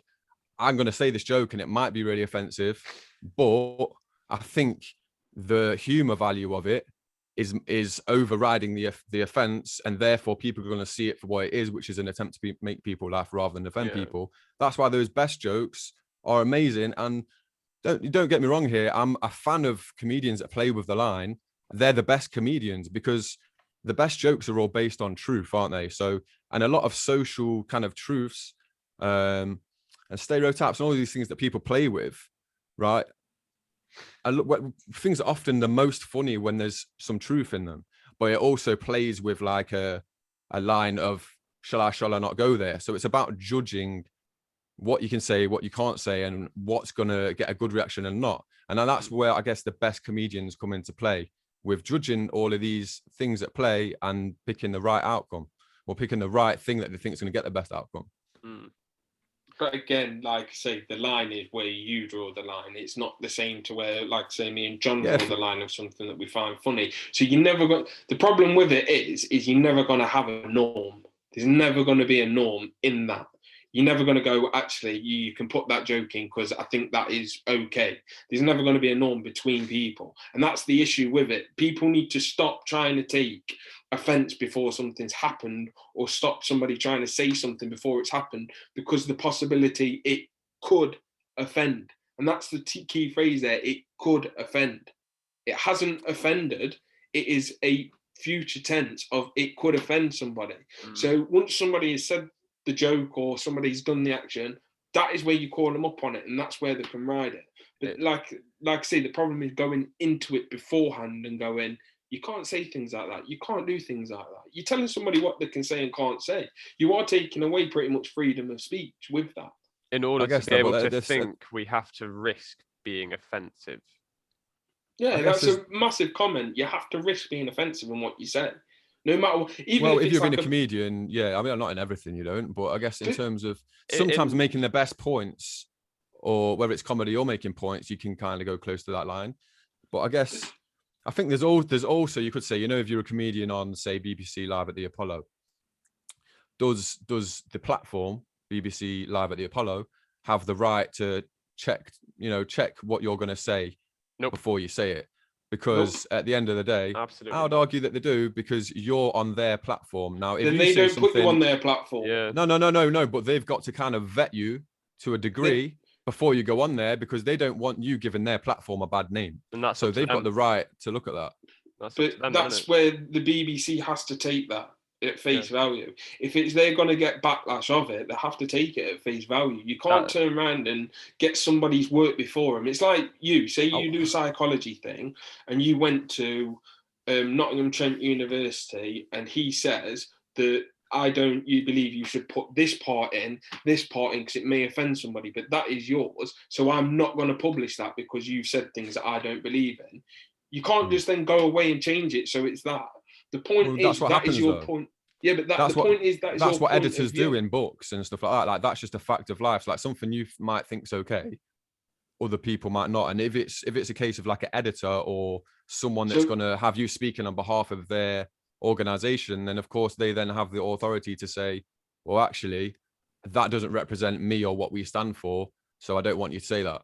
So that person has the right then to say that I cannot hear that point of view in a book, or they won't point that point of view because they don't believe it. Yeah, because they're publishing it. If you're the publisher, no one can tell you anything. and that's up to you. Whatever reaction you get is what you get. But if we're talking about the person that's going to be putting their name with you, alongside you, then of course they have the right to know what you're going to say to an extent. Before, the thing is as well, a lot of these comedians, let's say, the BBC know what their vibe is before they get up there. So I don't know what the vetting process is, but I imagine whether you say the vetting process is in looking at the gigs they've done previously, or whether it's asking them what the set's going to involve, what the content's going to be before they go on. You know, it's very much worth noting that Frankie Boyle has been on Live at the Apollo. Yeah. Oh, yeah, of course he has. So I don't necessarily know if BBC are looking to stop people from doing comedy on their show or whatever. I don't really know if there's many people that are actually trying to like actively go around like, you know, not having people on because of certain content or whatever. I mean, it's probably worth noting that like I know about that. Well, if they are, then they shouldn't be. Like, I mean, you know, they can do. Like, there's a room for everything. There's a time and a place for everybody. I mean, exactly. It's one of them things that's like unavoidable now because of social media. Basically, like everyone's able to like once one person identifies a crack in the window, everybody just starts throwing stones at it.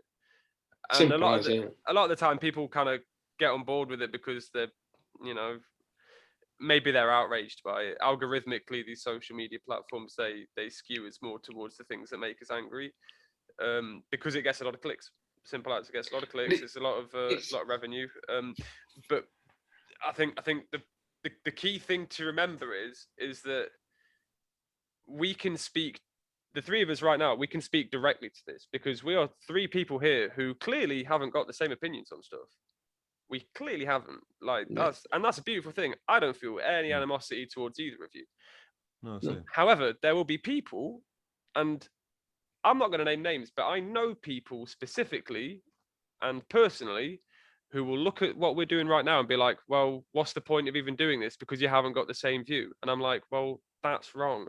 Because that's the point. The conversation is the point here. It's not the things that we're saying. It's the fact that we're saying them to each other and we're being fucking reasonable about it. Imagine that. Someone being reasonable in this day and age, right? That's the thing. Like I say, disagreement is one of the best things you can have. The thing is, like us doing it now, but then you're saying like, then people are going, oh, why are you doing it and stuff? For it reminds me. Have you seen like now on Disney as well? So they put a statement. It's at the start of some film saying there are things in here that can be racially prejudiced.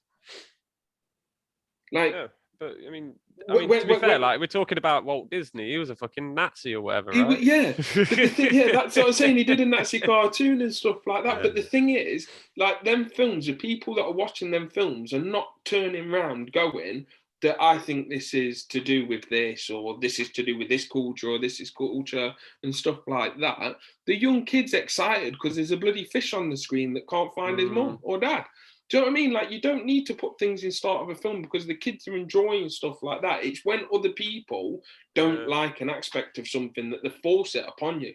And I think that's the key word there, force.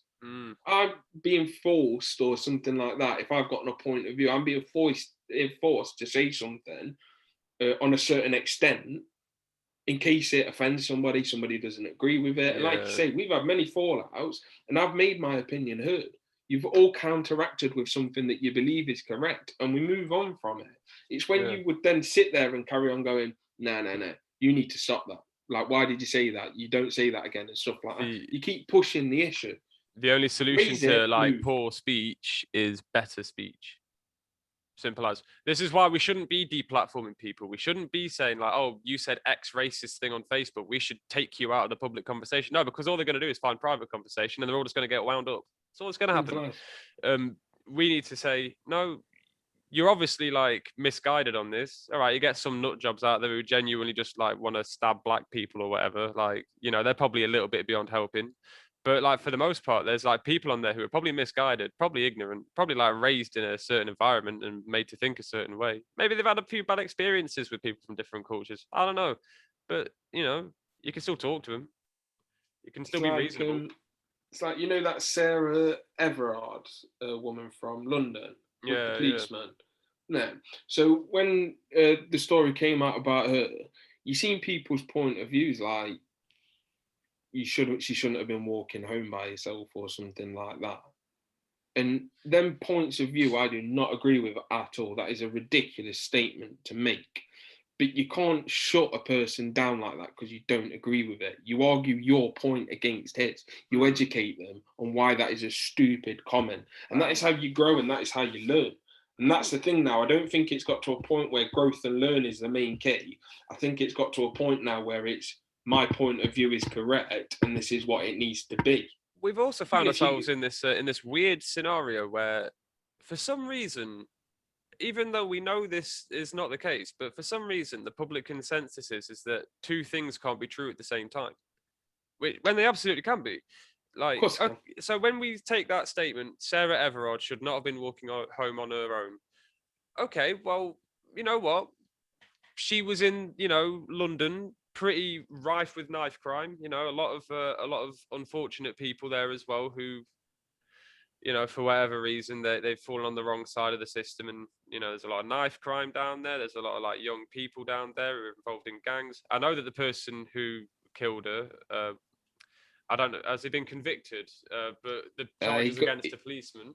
Yeah, I think he's gone to court for it. Going to court for it. I think it's done. Maybe the statement doesn't mean she shouldn't have been walking home on her own. What a stupid thing to do. Maybe that means like, why the fuck didn't one of her friends take her home or something? Why didn't she order a taxi? Like, there was any number of things that she could have done differently. But at the same time, then this other thing that's true is, why the fuck are men like this? Yeah, you know what I mean? Exactly. Like, why are men like this? But both things are true. Do you see what I mean? Then they're not like. Yeah, I know. One thing doesn't have to exist without the other. They're both true. Yeah, it's like she could have made a better decision, but what were the circumstances regarding that decision? And then also, she should really be able to walk her home alone, and we shouldn't have predatory men that are going to do things like this. And that's the real problem. So it's like people trying to sort of put the blame on her when realistically, all she's trying to do is get home, and there's somebody that's, in that scenario, there's only one point of view of who's to blame in it. It's simple. Well, obviously, there's no turn of phrase, and I think that's what they're saying is like when I believe personally, my opinion, that when they said that comment of why she walking home alone, it's like you're expecting something like that, which is bewildering for me. It's kind of provocative behavior. I think a lot of people say things just to have a alternate view. And it's like at the end of the day, you're saying that, but do you really believe that it's actually her fault, or are you saying that just to have another opinion, when actually, of course, the real person at fault here is obviously the person that's done the bad thing. Yes, perhaps it wouldn't have happened if she hadn't walked home alone, but that's not where the problem is. The problem is with the person that's obviously done the bad thing. So, it's like such a tricky one. It is. It's like, things can be true, but at the same time, where's the root of the problem, and what's actually like what's the real thing we need to be talking about here, which is, of course, why it's why people end up in a mentality of wanting to attack, rape or stab or kill a young woman or a woman of any age. Why do people end up in that mind state? That's the kind of root problem that, like, perhaps society needs to spend a bit more money and time at trying to fix, why these people go down these bad paths, and then we have to have so much police to try and police them, and then can't effectively police every situation, because you can't have a policeman everywhere or a camera everywhere, and that's where we need to start investing some money and some ideas. I agree. We need to put better money into the people who look after us, and it doesn't just go for the police, the NHS, the fire service. They need more money. They really do. Yes, they do. I mean, without a shadow of a doubt. Of all things that we've disagreed on tonight, I think we've agreed on a lot more. Yeah, you know what I mean, the only thing that mainly people disagree on is a political aspect. I think a lot. The thing is, though, I think even with the political stuff, though, there's there's things that we can agree and disagree with within the political sphere, and that's also such a complicated thing.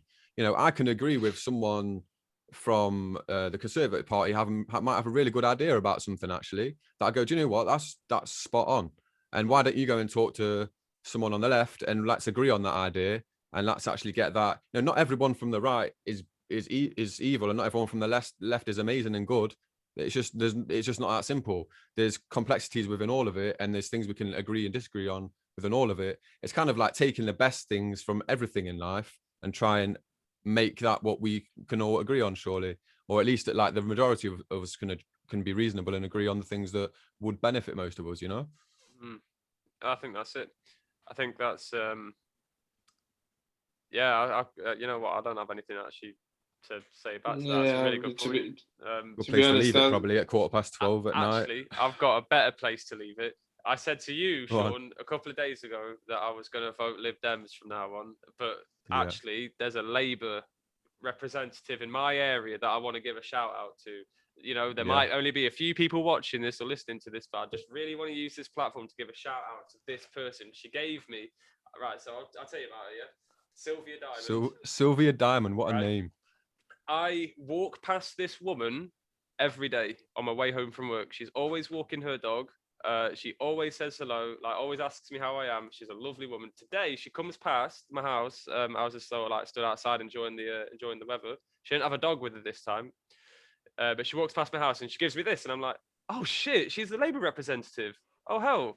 So I started doing just like a bit of reading on her and everything, and she seems like a really top person. Like from my personal interactions with it, she's a lovely human being. Like her dog is ace as well. Like if you've got a good dog, then that's all. What kind of dog is it? I don't even know what breed it is. He's just a gorgeous dog, isn't it? He's just like a proper like friendly. What kind of dog is he? That's all that matters, isn't it? I don't know. I don't even know what he looks a bit like he kind of looks a bit like Lassie in a way, but like a lot darker. Collie. I think he is a collie. Border collie, yeah. He's got very long hair though, very long. Yeah, border collies, mate. Yeah. Most intelligent dog, aren't they? He's a great dog. He's really, really sad. German Shepherd's number 2, border collie's number 1. Most. I mean, you want to meet my border collie, but yeah. I have. If I could give. There's always an exception to the rule. That's a nice touch. Because I was going to say as well, I'm the same with you, John, as well, because we can clearly see it that I'm always looking at both sides of the party. Like always looking at both sides of the party. I think what could benefit me and everybody around me that will be my sort of vote. And it's like what we were saying earlier about the Donald Trump and the Joe Biden thing. There's always going to be changes over an influx, but if the change is going to benefit people, or they're going to be worse off. So I always wait till that starts coming along so I can read more and dive, and then it will be, I'm going to vote for Labour this time because I think the constituency around this area can do better for more people that I know than the Conservatives can do better for less people that I know. But for me, at the minute, until something changes my mind, on a local level, I will vote for Sylvia because I've got face recognition with her, and I know who she is in it. Like she lives up the road. I trust, and she's been protecting the green spaces around here for years now. She's like the Tories have basically been trying to turn like a lot of these green spaces into housing blocks and like develop them as like housing areas. She's like trying to keep the greenery around her, and she's trying to keep the grass growing.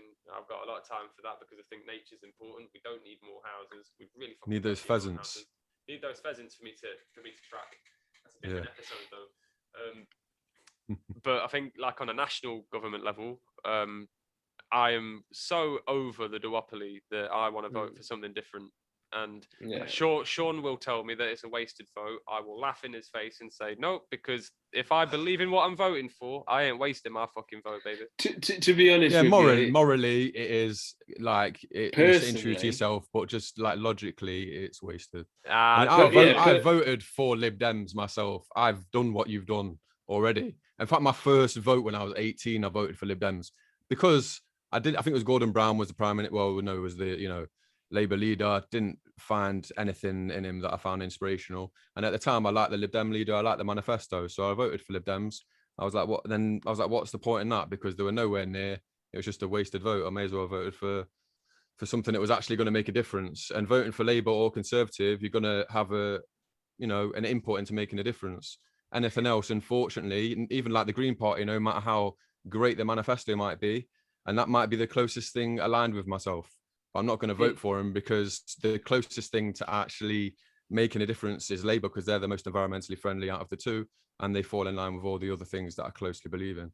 That's the thing. Like, there's no point in doing that last little vote for somebody that you believe is going to benefit you if they're low down on the pecking order. Like, it's not a wasted vote. It's personally a better vote for yourself because you know you voted for your right thing.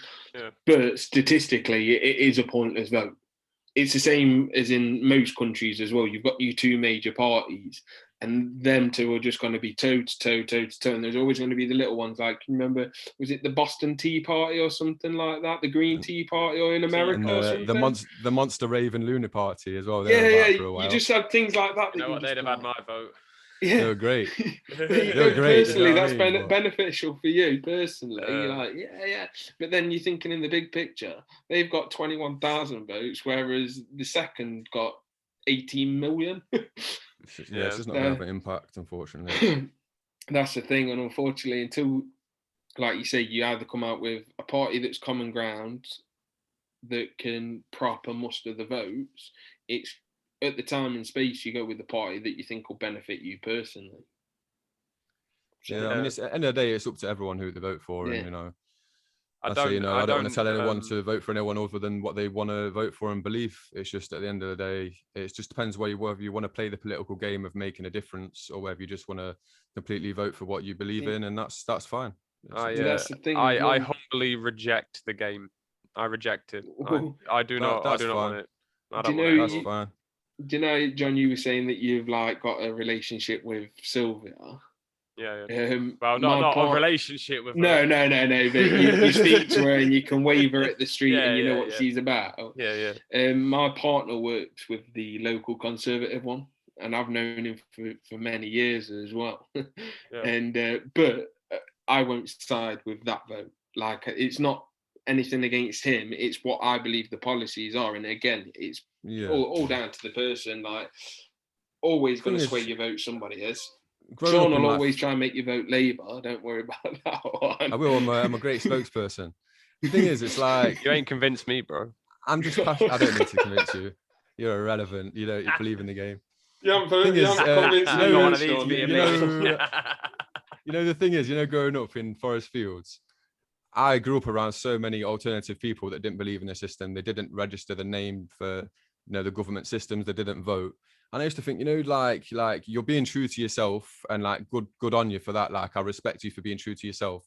But at the same time, you just by rejecting the system, you're not playing the system in a way that can actually benefit you and the people around you in the way that you could actually have a positive impact on it. By rejecting it, you're just going, oh, I don't believe in this, but you're kind of throwing away your vote to have any kind of positive impact on something that you actually might believe in. It might actually be more constructive to play the game in the best way you can, rather than just reject it. That's what I'd say to that. If you was to stand on a platform, Sean, and you were to go for it, I would vote for Labour, because you speak to me. This is the thing, like, you saying that speaks to me. There ain't nothing that Starmer said, or even that Corbyn said, that really spoke to me. In fact, to be honest with you, we're a year into Starmer, and I still don't fucking know what he stands for. And I was dead excited about him all the time. I was dead excited about him at first. I change my mind about shit all the time, though, to be fair, so I can't really hold that against him. I'm not married to my ideas. You know what I mean? Like, you might say something in a second that completely changes everything that I've thought up until this point. But I'm not married to my ideas at all. But I don't know what Starmer stands for, and that worries me. That worries me, because I'm like, well, if you're supposed to be the big bad left-wing Labour leader, then you're not acting like it. You're supposed to act like it. You know what I mean? It's interesting because I've seen a lot of posts about like things he's done that have like gone against what like perhaps Corbyn would have done and things like that. And there's the thing is, there's always going to be question marks over people. I did a little bit of research on, when they were doing like the Labour leader campaign, and they were all kind of going against each other to see who was going to get the vote. I actually really liked, there was a woman from Birmingham, I can't remember her name now, which I'm really bad with names, but I really like her, and I liked Angela Rayner, and I liked some of the sort of northern women. I was kind of hoping we might get one of them, because I thought they were really relatable people, down to earth, and kind of spoke to people, from those areas, and people would relate to them, and they'd be a lot more believable. Whereas I always thought Starmer would probably get it, but but it's kind of unfortunate that people won't relate to him, because although apparently he comes from like a relatively working class family, he did it incredibly well at school. Now talks like he's come from an upper class family. People just see him in a suit talking like a barrister and don't relate to him. So I think while it might be good for Labour in terms of getting back the Conservative vote that sits on the right at the moment, perhaps, and winning back that, it might be strategically good to have him in power for a while. And he might even be the most electable guy they've had for a while, because of the fact that he looks very electable and like a prime minister and a stereotypical politician. I think long term, I'd like to see one of these women that are, you know, a really powerful representation of like someone coming from like Salford in Manchester, like having a baby at 17, 18, and then overcoming that and then becoming a politician and chasing that and being someone that you really believe in. I think that's when we'll start to see some real kind of strides made. I mean, she is Deputy Angela Rayner, which she's a really cool. But I think the one thing I would say is, like, no matter who the leader is, I guess they're the face of the party, but it is also the people behind them that pull all the strings. Even in Boris's case, it's like he's the face of the party, but he's got a lot more intelligent people behind him that are pulling the strings and telling him what to say and what to do, really. So you have to look at the bigger picture. I wanted to make this point earlier on while you two were talking about Trump and Biden. Sorry, Skeen, I didn't mean to cut you off then, mate. No, sorry. I think it's just important to remember when you have these discussions that the leader of a state or a party, so if you're talking about Biden or Trump or Johnson or Starmer, they are not policymakers. They are influence peddlers. That's the only thing that they do. They don't make policy at all. They just happen to be the face of the policy at the time, whatever they need to be the face of. And that's where a lot of people get caught out, because it's like they look at Starmer and they're like, oh, well, he obviously thinks this. Well, he might not actually want to go with it. He might have just been outvoted in his own cabinet. In the boardroom. You know exactly. Yeah. Do you know what's a really good insight into that? And I'll say this to anybody, because I know a lot of people won't watch this on principle, but The Crown is a really interesting insight into like government, because a lot of it covers the Queen's relationship with the governments, and it kind of goes through all the prime ministers that she's sort of worked with, if you want to say that, over the years. And it's a really interesting insight into like 10 Downing Street and kind of how it works. And it's a really good example of how, you know, they often don't have the confidence of the cabinet and they get outvoted. And sometimes the Queen has a final say on some things as well. So it's a really interesting program that, honestly, like it's not, I first rejected it when it was suggested to me, but I found it a really, really interesting education of kind of modern British history since she was kind of crowned. And you sort of, you see the bad, the ugly, and some of the good of kind of that whole institution. That not all the people are bad people in it, but the institution itself, you know, has got a lot wrong with it. So it just shows it in a very honest light, I think. Sure. Like I say, John was right as well. I agree with that point as well, that it is the people behind the face that make the decisions. And I suppose that's a good thing about democracy. It's not just, if it was just one person making the decisions, it is pretty much a communist country then. That's simply what it is. It's whatever that person decides then. But like everything has to be passed through the Senate, or everything has to be passed through Parliament. If they want to pass something, it has to be voted. And I think that's a key thing in democracy. Sure. Like I say, I don't enjoy listening to, like we said earlier, about the executive orders where you can just sign it without passing something through. And I don't think that anybody should have that sort of responsibility to do things like that, because what they think is great for them, 75% may disagree with, and that's kind of good. And that's all part of the democracy that we love and hate nowadays, to be honest with you. Yeah, American politics is very interesting compared to English politics, isn't it? There's so much depth in it. It's like when you look at the Senate as well, the Senate consists of, it's got like 3 governors from Florida, and 3 senates from Florida, and 3 from California, but none from somewhere like Wyoming or something like that. And you're like, what? Local government in America has a lot more sway than local government in the UK does, but that's because obviously our systems, I mean, arguably ours needs to work like this because we've got a much smaller country than America. Like if you had like one house that was dealing with everything in America, making all the decisions, then it would get a fucking head fuck within 2 days. You know what I mean? Yeah, I think that's the biggest issue with America, because in each like state you've got a governor, and the governor is the head of the state, and then with each city you've got a mayor. Yeah. And the mayor can actually do things for the city as well that the governor's not agreed on, but then the Senate's not agreed on it, and then the president's not agreed on it, and it just drops down and down and down, and it's a lot more harder to govern that. Like with the whole UK, it's just we're pretty much a whole. Everything is exactly the same wherever you go. It's like if you cross a border in America, a state line in America with a gun. Like in one state, it's legal, but then in another state, you can be looking at 30 years in prison. Yeah, it's mad. Like, I guess a lot of it's the size of America as well. It's some of the states are like the size of a country, aren't they? So it's almost like a different climate, a different environment, different mentality. Yeah. Whereas, do you know what's always amazed me? Just like kind of go off this topic a little bit, is like the diversity of accents between like the proximity of towns and like regions in the UK and how much they change. And of course they change a lot in America, but how vast the spaces in which they change over. I think accents are really interesting. Yeah, that's a whole new discussion for another day, perhaps. Yeah, that's another 3 hours there. Fucking hours. It has been probably 3 hours, hasn't it? Yeah, it's been a right marathon. I mean, it's been good, man. I've really enjoyed tonight. I've loved it, mate. Loved it. It's been a pleasure, to be honest with you. I'm more than happy to jump on again. Yeah, I'm more than happy to have you, mate. Always, mate. We'll get this booked in again soon, in a couple of weeks. Whenever. I'm not going anywhere. Yeah. You know what I mean? Nothing's fully open yet. I might be having a drink one night with two of us, but other than that, we should totally do a drinking one at some point. If you're game for that. I'd start drinking again for that. Yeah. Do you know what's funny? I'll drink some water and watch you two get drunk, because I'm not drinking at the minute, but don't think that means like I'm judging you two. I'll just find it hilarious for you two getting drunk. I don't really get drunk, to be honest with you. I have like maybe 1 or 2 whiskeys, and then I sort of. I've had 8 bottles of beer. That nice little wavy. Yeah, but I've had 8 bottles of beer since last February. Oh really? Wow. Oh, good on you, mate. Good on you, mate. I am not a drinker, but if we are going to sit here and have a few beverages, I'm more than happy to get a whiskey or a rum out and just sip on it. I'll happily have a couple of scotches with you boys. I'm well happy with that. A nice bit of bourbon. On that note, bourbon. Yeah, man. Let's wrap it up, baby. Let's retire. Yeah, I'm gonna stop recording now. So if you've been watching, safe for watching.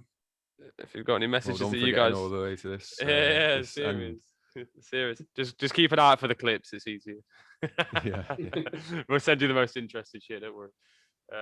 Send me whatever. You know what I mean? I'll be looking hard into this as well. There you go. See if I said anything wrong. Yeah, you definitely did. No, I'm joking. No one says anything wrong in my book, mate.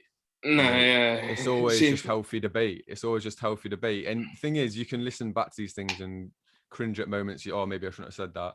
Or maybe like I offended John or offended Skeeny when I said that. And I'm sorry about that. I didn't mean it to come across like that. It's just sometimes you get passionate about something and you say something, or sometimes you go on a tangent and you maybe don't really make the point you want to make. And sometimes I don't know, when you listen back to it, because we've done 2 or 3 of these now, sometimes you listen back and you're like, oh, that's not really how I wanted that to come across. Or you're always going to get that. Doesn't matter. John said it earlier. It's how you say things. You just think, I didn't want to say it in that sort of way. Yeah, like I didn't get the other point of view, or I didn't get the other moment across that I needed to say something. But it's what it is. It is what it is. You just rectify it on your next topic or your next debate or things like that. Or you just acknowledge that you might not have said it the way you wanted to say it and apologise for how it came across, and ultimately trust that we know each other well enough to not be offended. Oh, no apologies needed. Full stop. I think we all know that, like, already in the ring of trust, that we know that like nothing's ever meant to offend anybody. And I think we're kind of incapable of falling out, because we know it's not about winning an argument and it's not about making the other person look bad or anything like that. It's just about trying to get your point across, and also just having a constructive conversation where you then get to really listen to the other person's point of view, because literally half, maybe the more interesting thing about doing a podcast is getting to listen to the other people's points of view and learning from that, because I think you always grow from these discussions every single time you have them. I always say the key thing with me, if you come with a fact that really I don't like, there's nothing you can say or do to do that. It's a fact. A fact at the end of the day is truth, and that's what everybody deserves to hear.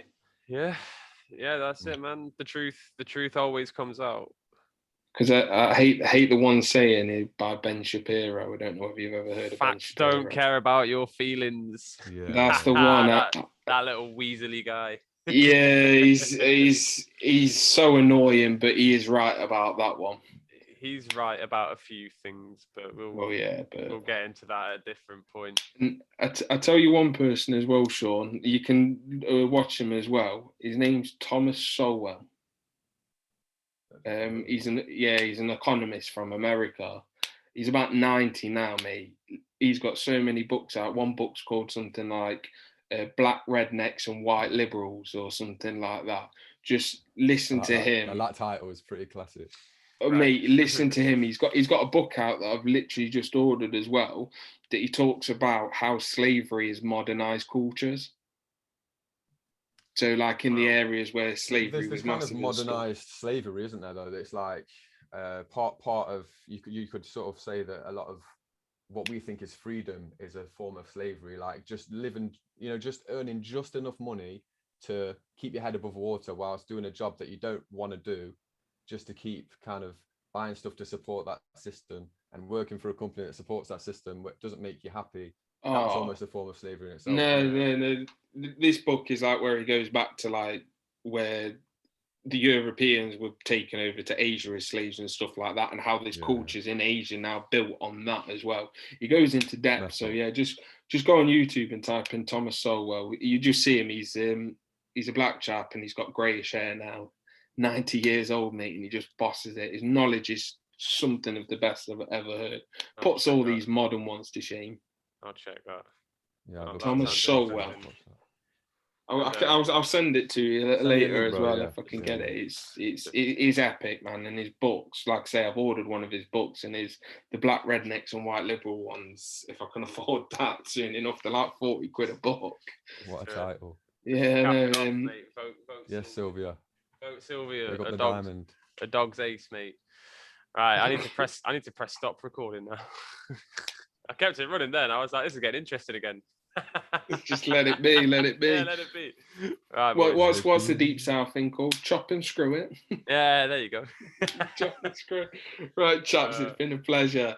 Enjoy, and I'll speak to you both very soon. Love you both loads, man. All right, hey guys. Much love, lads. See you later. See you, man. We did it.